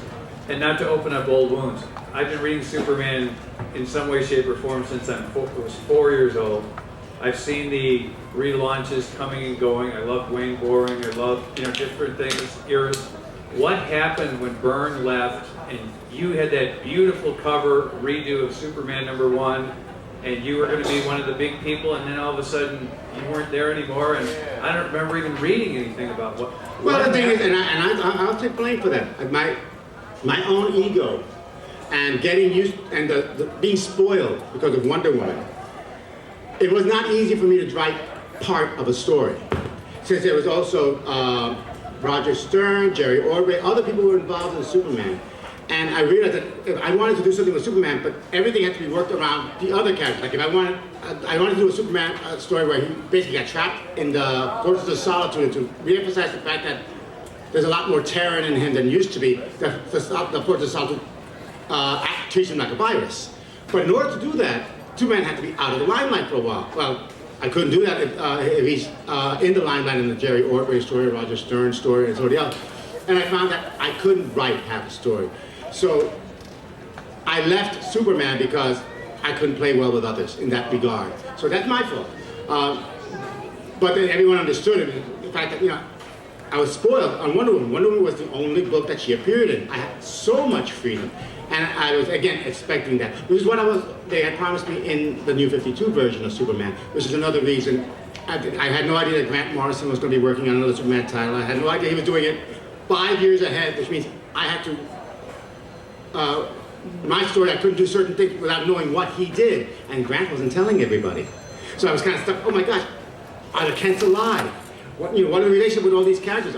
Who exists? And DC couldn't give me answers. I said, oh my gosh, you're deciding all these things, and even you don't know what's going on in your own books. So that became very frustrating. But in the case of that original run with Superman, that was me. I just realized the story, because they said whoever comes in first with an idea gets priority. And one time I came in and I did beat them, and they said, no, I think we want to do this story, which unfortunately we can't do your story because we're going to go with this one. And I said, well, that's not what you promised. And obviously, it was going to be the type of stuff that I didn't want it to be, me being the prima donna and forcing other people to conform to my stuff. If I'm the one having trouble, I'm the one who should leave. I'm the one, if I'm the one who's not playing well with others, I should be the one to leave. I never begrudge an editor firing me if I'm screwing up, because that's what an editor should do. And not because I'm George Pèrez, superstar artist. No, I'm George Pèrez providing a product. There was a time ago I was falling behind schedule and everything. I was blackballed from DC, at least as far as getting work. And so when I started inking the Titans that Dan Jurgens drew, they had to fight to get me there because they didn't trust that I would stay on the book for an entire, at least a year. And so I signed a contract and I stayed on a year and 3 months. And then when the Avengers resuscitated my career, those same editors were the same ones who congratulated me for rebuilding my career. Because the Avengers, I proved that I could stay on the book. I was the only artist on Heroes Return who lasted a full year without a fill-in, and I had double-sized issues of which I did not have another artist helping me out. I did them all myself. So Mark Waid was the person who commented I had a John Travolta career in comics. And the fact that Mark supposed said, I lost money on you. Because they did bet that I'd be the first person to not be able to maintain the deadline for 6 months. And every other artist did not last 6 months, and I lasted 2 years before getting a fill-in. Because I knew that I can't live on the reputation. One thing I hate ever is to be coming to a convention as the old pro, particularly, I'm still young, who's just living on past glories. I like being valid in this industry. The fact that, as I said before, I'm still the pretty girl at the dance. I'm still asked to dance. I can turn down suitors who ask me to dance because I'm still viable in this industry. Even despite the fact that, you know, there are people working in this industry who weren't even born when I started. But like the old master gunfighter, there's always that young buck who's going to be coming into town to prove that they're faster on the draw than me, both figuratively and literally in this case. So I have to keep honed. I don't feel as much sympathy for other artists who say, like, you know, well, the fans aren't with me anymore. You know, they're buying this other person's work. If you don't show love for what you do on the page, because you're tired or you're jaded, don't expect the fans to see it. They can tell if you're just doing this for a paycheck. And for me, I get paid a pretty penny. I could earn a hell of a lot more money if I did a little less work, but the fans will be able to tell, oh my God, George is getting lazy. I created this Frankenstein called George Pèrez, and like that's the one I have to live with. And considering my success, I'm glad that at least I created a friendly, if somewhat crazy monster. Thank you, guys. Before we go, I have 2 points I need to make. Point number 1. George, when we leave the stage, we're supposed to go up to the statue for photo ops. Right. Point 2, when we leave the stage, we're going up to the statue for photo ops. All right? Yes, because I left a long line of people waiting for sketches and autographs at the room because the line was there. And that's why I ordinarily don't do panels, but thankfully I made sure that they all were handed numbers so they don't lose their place in line. Because I hated for them to just stand there or stand there for an hour without the line going anywhere. So hopefully they all went and got something to eat. So the man who can put more detail into one panel than most artists put in an entire issue, Mr. George Pèrez.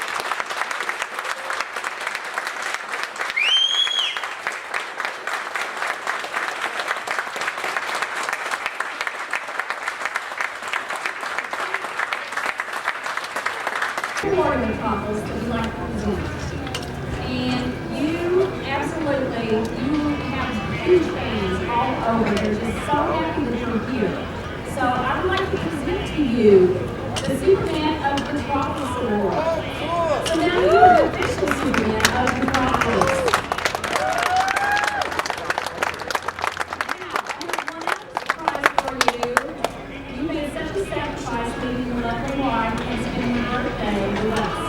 Now, I realize your birthday's tomorrow, but I know you're so busy, so we thought we better go ahead and do this today, okay? So, Superman, if you please.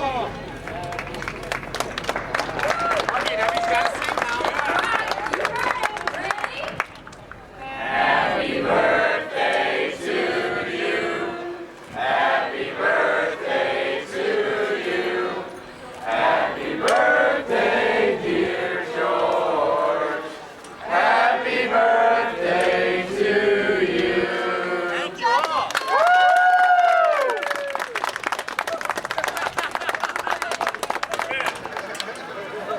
Hey, I've been working on it. It's actually exactly what I wanted to do. I have not had to grow up in 30 years. All right.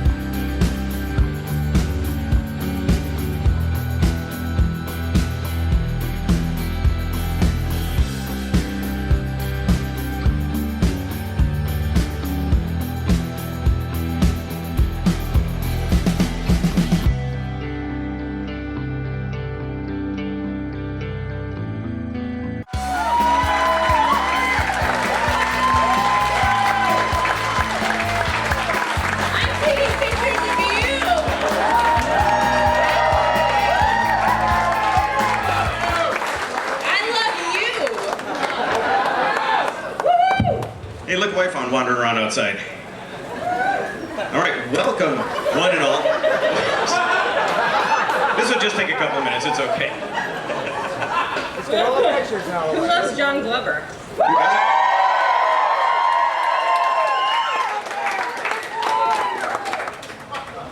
So here we are, everybody, the 34th annual Superman celebration. Here's our big Q&A session with our big Smallville stars. Once again, John Glover, Cassidy Freeman.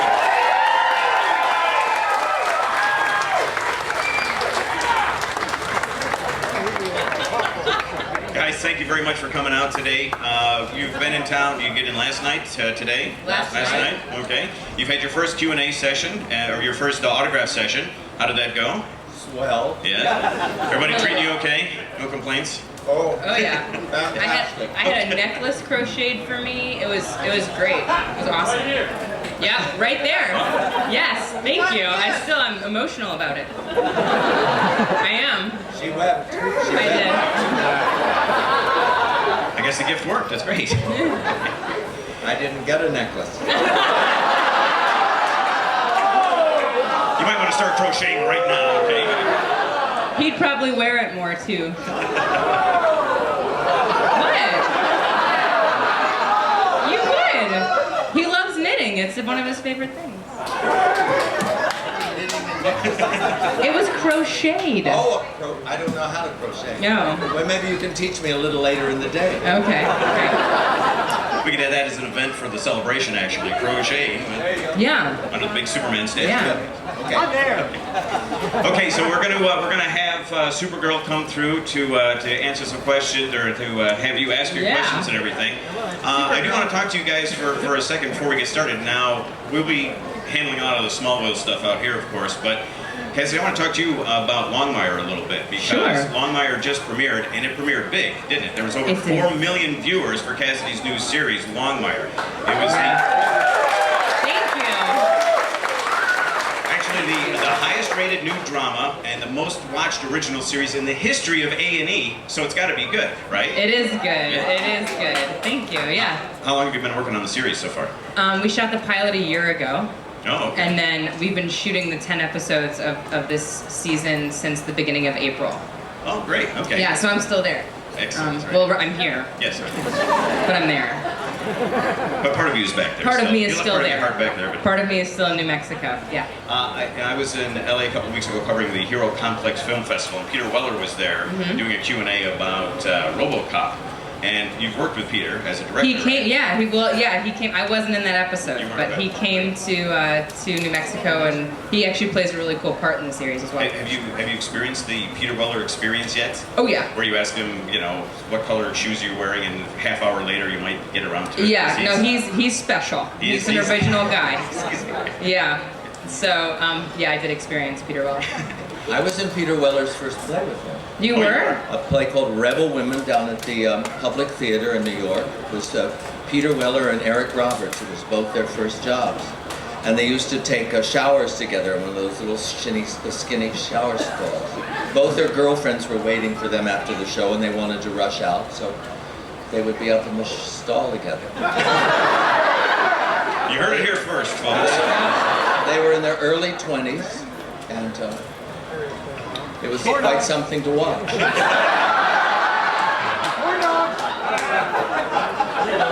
I love you, Dad. Very much. Yes. Now theater is a big thing for you, isn't it? I mean, 1972 is when you first started on Broadway, right? Was it 72? There was a play that nobody ever speaks of called The Selling of the President that was before that. Oh, but I just finished a run Saturday night. A wonderful revival of Death of a Salesman that Mike Nichols directed. Oh, wow. That starred Philip Seymour Hoffman and Andrew Garfield, the new Spider-Man. Which opens July, something? Yeah. Who goes out now with Emma Stone, I'll have you all. Who people think I look like. Can you imagine them in a shower stall together? Just imagine. It's all right. Warm in here. It is. It's getting hotter and hotter by the minute. Maybe somebody should ask him questions. I don't know, this is actually pretty good right here. I did want to ask you one thing though, because you got your Tony Award for Love, Lore, Compassion, and then you went on to do the film version. Yes. Acting-wise, when you're filling a theater on Broadway and you've got people all the way in the back row that you're performing for, how do you alter do you alter your performance when you're doing a film version and you've got a camera that can be this close? Yeah, you do.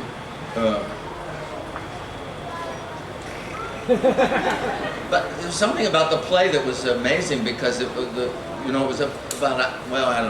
was about a house, but there was no house in the play, so everybody imagined the house that they wanted the house to be. But in the film there was a house, so the film didn't work as well as the play because the imagination got cut off. Live, you like to go to live theater? Yes, live theater. But films are good too. All right, well, I'll tell you what, let's open up for some questions. So let's see some hands here. We'll start up towards the front. Let's go with the fellow in the Superman shirt, see if you can figure out who that is. If it narrows it down any. Thank you. Again, I thank you guys for coming. It was really awesome of you. And my question is, I read online that Michael Rosenbaum on Smallville used to play a lot of practical jokes. And he was a real jokester. Has he got either one of you? And if he did, please share. I can't tell those stories. So the stuff you were telling before is okay, but now you can't talk about that, so it must have been good. Well, I mean, you'd understand if I were able to tell you why I couldn't tell you. We'll take this conversation. But he likes to skinny dip. You heard it here first, folks. In hotel pools. But late at night.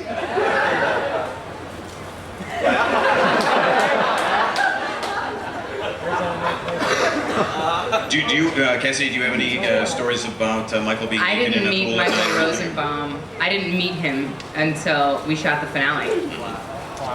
Fully clothed, was he? No comments. He was clothed, actually. I don't think I got the same amount of pranksterism that maybe dear old Dad did, but I think I also tried to get him a couple times because I heard how much of a prankster he was. So, but yeah, short-lived. But what he does by those kind of jokes and having fun, it makes his performance very alive and wonderful. And working with him because of that sense of humor that he's got and that devilish sense, he's a terrific actor to work with. And we had a great time playing together. And that's what we did. We played with each other. But not Next question. You really have to go. Good night, everybody. No, you really have Thank to go. you, Metropolis. They have to wash their minds out with soap, as my mother used to say. You are so filthy-minded. This is terrible. Smallville was a family show. I'm really disappointed in all of you.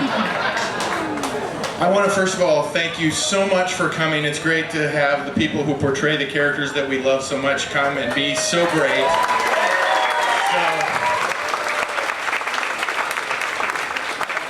Thank you very much for being here. I've enjoyed both of you immensely on the show. My question is for Mr. Glover. You did such a great job bringing Lionel to life and having that sinister mode, and then you had the redemption, becoming a mentor to Clark. But when you played Lionel from Earth 2, you had a different sense about you. You were evil again, but was there anything specific that you did to differentiate your Earth 2 Lionel from the original Lionel Luthor? I think what it was my confusion about who I was supposed to be. So you just saw a confused actor up there. It came off very well. I thank you. I didn't understand the logic of it, so I guess that's what you saw was that.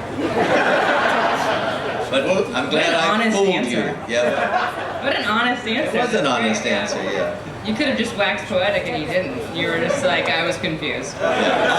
Part B to the question that was just asked. You were evil and you were good. Which was easier to play? Which one did you enjoy more? Well, I never saw myself as evil, actually. And maybe that's what confused people so much. I tried to look at it that Lex was my son wasn't as strong as I needed him to be, to carry on the line. So I was trying to give him tests to make him stronger, which is why I gave him the shock treatment. Basically, to strengthen him. You understand, right? Yeah. But the one attempt that they made to write Lionel as a good person, basically, it was when I was in prison. Do you remember that section when I was in prison? And all of a sudden they tried to write me good, and it didn't work. And it was one of those storylines that they would occasionally, just sort of drop. So it never got finished or anything, but it's because it wasn't working. So it was better than when they wrote me bad and I found ways to trick them and be good. He's believing that. Keep the writers confused. Yeah, confusion's good if you just give in to it. So when the show was originally conceived, it was written with a 5-year story arc in mind when it was originally conceived, and then it went past that point and sort of went into new territory and everything. Yeah. How much input did you have creatively, or did you take opportunities to say Lionel should do this, Lionel wouldn't do that, or were there storylines that you pushed to say I think we should go in this direction? No, they came up with all those wonderful things themselves. The one thing I kept telling Alan Miles is when they get rid of me, I think really that Lex should kill me. So then he'd have to deal with patricide for the rest of his life, so. Yeah. But I don't know if they were planning that, but that's indeed what they did, so I always thought that was my idea. Pushed me out the window. He killed me. Nancy, have you ever seen Smallville? There was What's Smallville? Now, how about you? I mean, both of your characters actually aren't an established canon. Of course, Smallville sort of had its own little history or place in the DC universe that it created for itself. But what did you guys bring to it? You didn't feel hamstrung to have to be Clark Kent or Lana Lang or Lois or anybody like that, no established characters. So you were free to kind of create these guys yourselves, right? I'm sure for both of it was very freeing. Yeah, I had I could do anything if I wanted.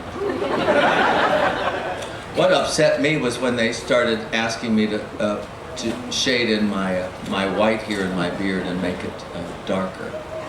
I thought, no, wait a minute, older men can be sexy.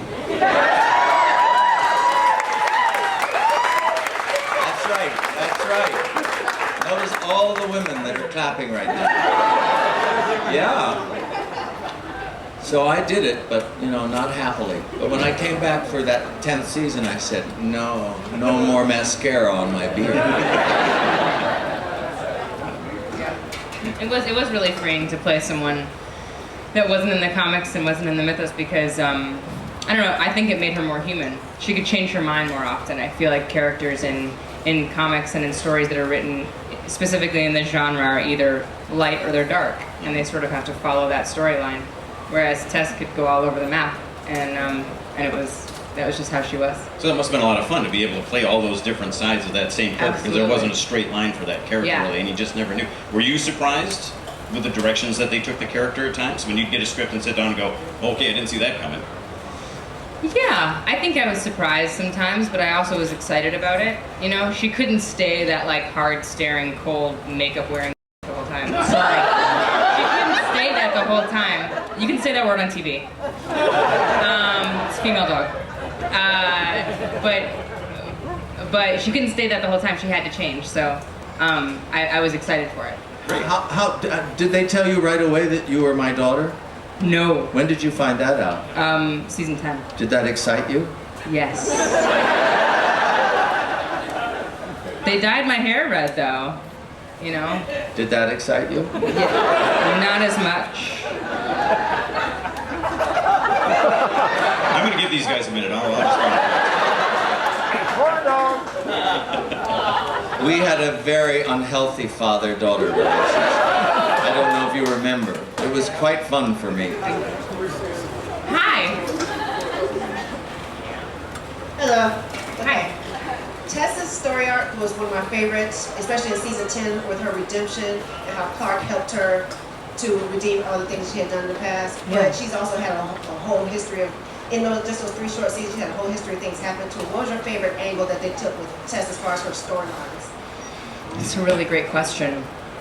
I loved in season 8 when I got to go back and do the season where you saw me in the past with me and Justin Hartley. And then what I loved about season 10 was actually little Lex. I loved being able to be sort of motherly, and I think that that instinct in her brought out more of her redemption and more of her humanity. And I loved getting to work with those little actors who I wanted to squeeze their faces because they were so cute. I want to squeeze your face too.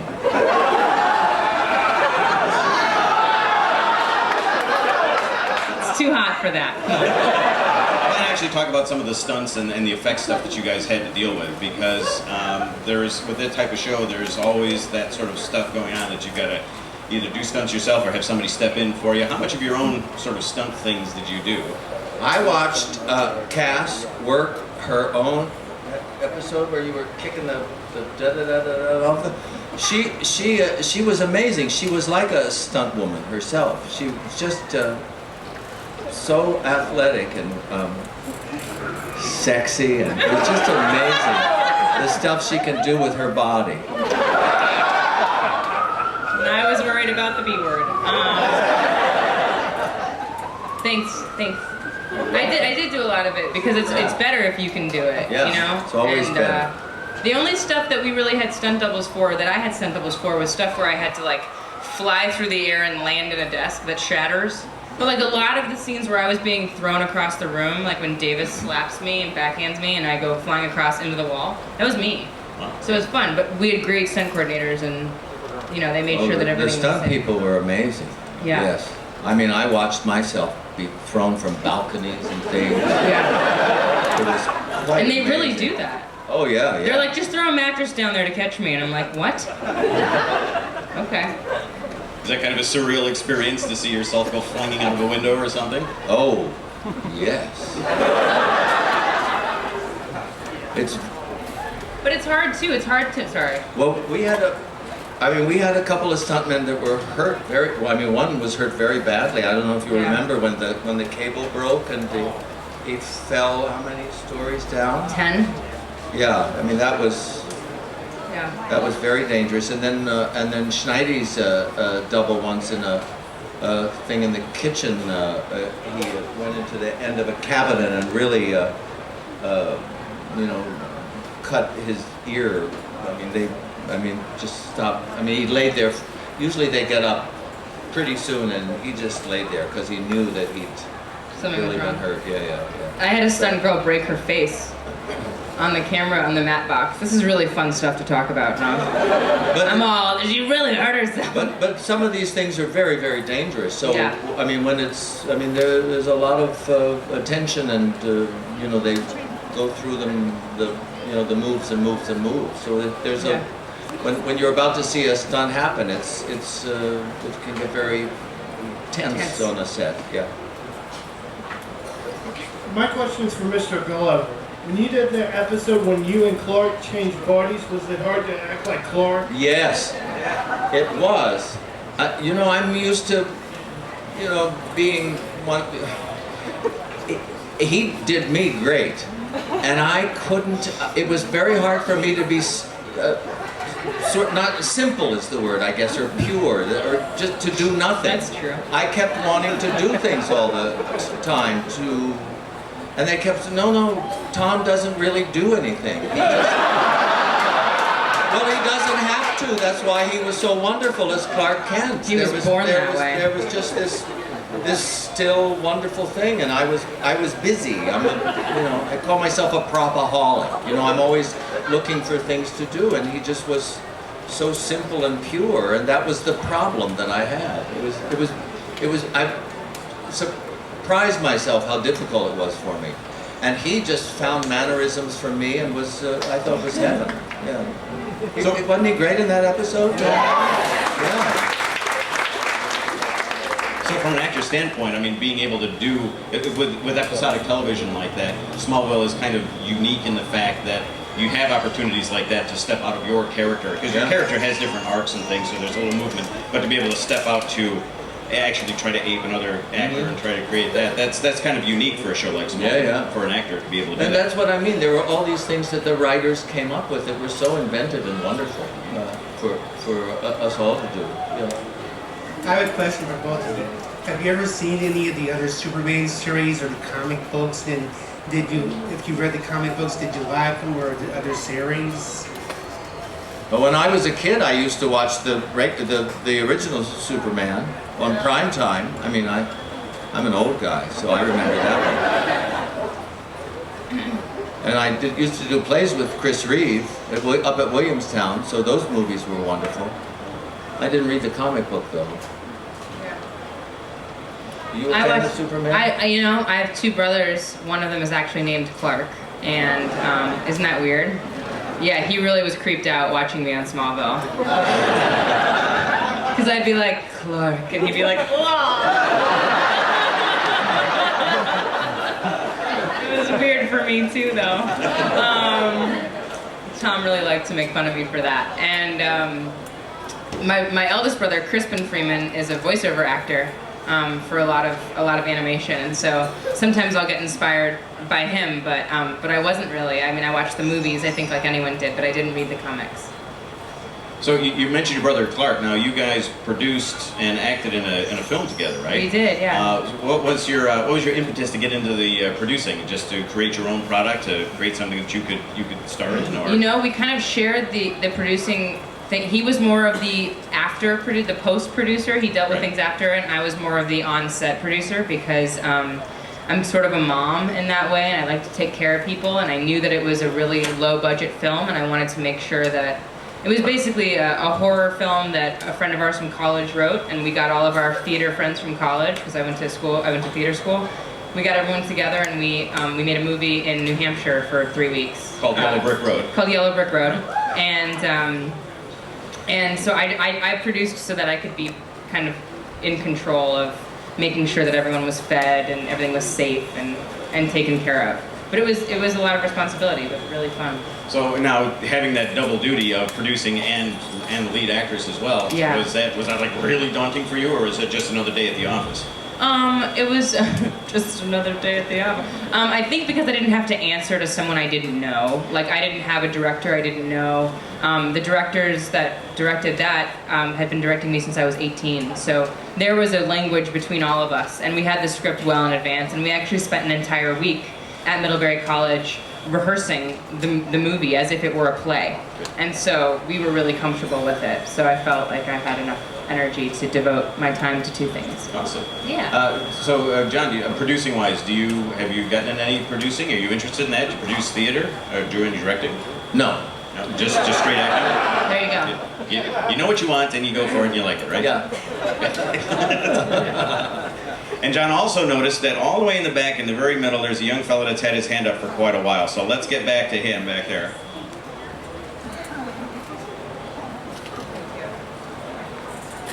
This question is for Mr. Glover, and I wondered if you liked being in Smallville or Gremlins 2 better, because I think you did a phenomenal job in both.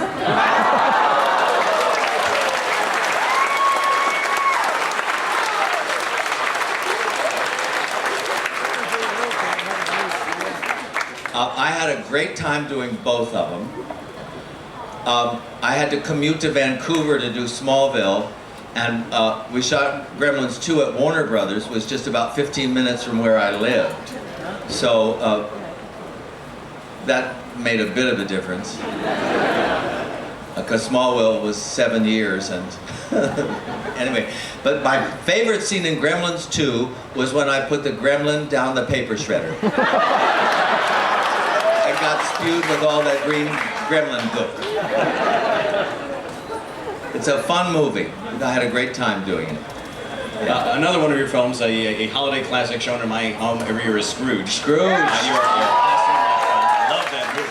It's got so much heart to it and everything. Yeah. You play such a rat in that. I mean, it's... Yeah, a piece of L.A. slime, I think they refer to me as. Bryce Cummings. Yep. And people's, yeah. But I got to tell you, Bill Murray was so generous to work with. He's just terrific. And he's just, there's a movie that's going to come out soon where he plays Roosevelt. Oh, yeah. Yeah. So we should all go see that and support Bill Murray, because he's terrific. And my friend Elizabeth Wilson is in it, who just turned 91. So we should go support Elizabeth Wilson, too. Hi, I have to say I love both of you guys. I drove here from New Jersey to see you guys. So. That's a long drive. Yeah. So my question is, you had said that you watched the old Superman movies. I know they had a lot of special guest stars on Smallville. Who was your favorite to work with, and why? Well, you know, Chris Reeve did a couple of episodes, you know, when he was in the wheelchair. And it was because I'd worked with him when he was before his accident. And it was amazing to see how, I guess, spiritual he had gotten about work and life. So it was quite an eye-opening experience. So I would say Chris Reeve. Yes. Okay, I have a huge... This is the Luther celebration, by the way. This is no longer the Superman celebration. My question is for Cassidy, and my thing is, okay, I loved Luther, the episode Luther a lot, and I wanted to know, how did you prepare for Test Earth 1 as opposed to Test Earth 2, and how was it kissing Tom Welling? Yeah. Yeah. Sorry, I'm just daydreaming about that. He's tall. And he's very gracious. It was great kissing Tom Welling. There's nothing wrong with kissing Tom Welling. I recommend it to all of you. And it's funny because, here, I'll bring him here. I'm all, copy that. Earth 2 Test, that was a really good, it's a good question. I talked to our writers and producers about that, actually. And I saw Earth 2 Test as kind of like a brat.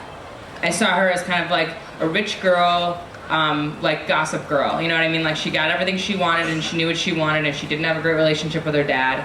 And she was kind of a little younger, I think, and a little less immature, a little less mature, is how I tried to play her. Hope that came off. Yeah, good. No, we were angry with each other. You were upset that I was sleeping with my brother, which is weird, and then who's named Clark, even though my real brother's named Clark. You understand the levels now of how weird this job was for me. And remember, I like slammed the thing down and we fought. And where were you? You loved Clark more than me. Remember the photograph? And I slammed it down. You were drunk. It's okay. Forget You heard it here first, folks. Just kidding. Okay. All right. Let's have another question. Who is it better to work with, Lex or Tom Welling? Because I bet every girl in this whole stadium, this tent right now, would rather work with Tom Welling. That's a pretty good bet, I think. I think you're gonna make your money on that one. You could have more fun with Lex.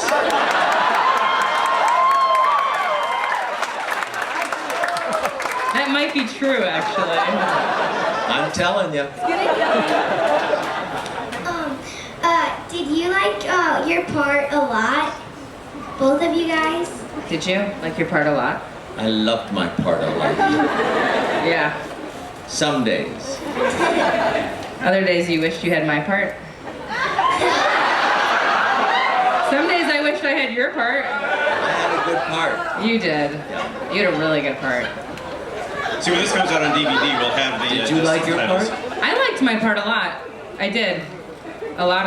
Are you an actress, Haley? No. No? What do you want to be? A gymnast. Okay, that's cool. What if you get really tall though? See, I wanted to be a gymnast and then I was like an Amazon, so that didn't work out. What's your backup plan? I haven't figured that out yet. Okay, cool. I think you got a little bit of time. Maybe a veterinarian. Yeah. Yeah. All right, I'll tell you what, this guy over here has had his hand up for a little bit, so let's get you going. I wonder what's your thoughts as far as your bickering back and forth between your son Lex that you'd have to do over and over again throughout the series? Well, like I say, because Michael's Michael, it was fun. I mean, we both realized that sometimes we'd repeat ourselves, but you know, he found a way. He's very inventive. When it was happening sometimes, especially in the beginning, it could be sort of infuriating but then I realized, oh no, he knows exactly what he's doing. Yeah. So we found a way to play. Fun to watch. Yeah, we had a good time. Yeah, I miss him. Okay, one last question down in the front row here. What's your guys' favorite episode? Oy, God. You have like 140. It said I was in 145, which I didn't realize. I think, you remember the one where Martha, I have to rescue Martha? Yeah, that was fun to do. I don't know if I watched it though. Was it any good when it was on? Yeah, I was just egging for that. Yeah. But that was a lot of fun.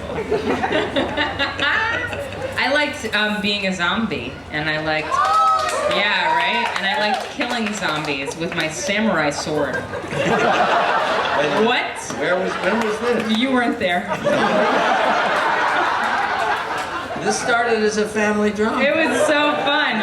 They were like, okay, you're gonna be a zombie, and you're also gonna kill some zombies. We need to do some samurai sword training. And I was like, copy that. Yeah, and then there was a scene where I was in the hospital right when I was becoming a zombie, and Erica and Tom came in, and we didn't really talk before the scene, and they came in to me in a hospital bed, and Erica was gonna ask me questions, and Tom was like, just give her a second. But I'd turn around, zombified, and like freak out, like blackened out teeth. I'm like screaming and gnashing, and it was pretty gnarly. And after they yelled cut, Tom was like, I don't want to do that anymore. He was frightened. I think I freaked him out a little bit. That, and then there was an episode where Chloe threw I always like the ones where I die. Where Chloe threw the needle in my heart, Uma Thurman style, and I came back. She killed me to save me, and then saved me to save me. And that was fun too. She had healing powers, right? Yeah, but I think she'd lost them by then. She had to do it with a needle in my chest. And then I had to wake, adrenaline, I think it is. Anyway, I like those episodes. So there you go. Ladies and gentlemen, this has been one of the weirdest panels that we've had. But it's been a lot of fun. Let's give it up for Cassidy, Freeman, and John Glover. You guys are awesome. You guys are awesome.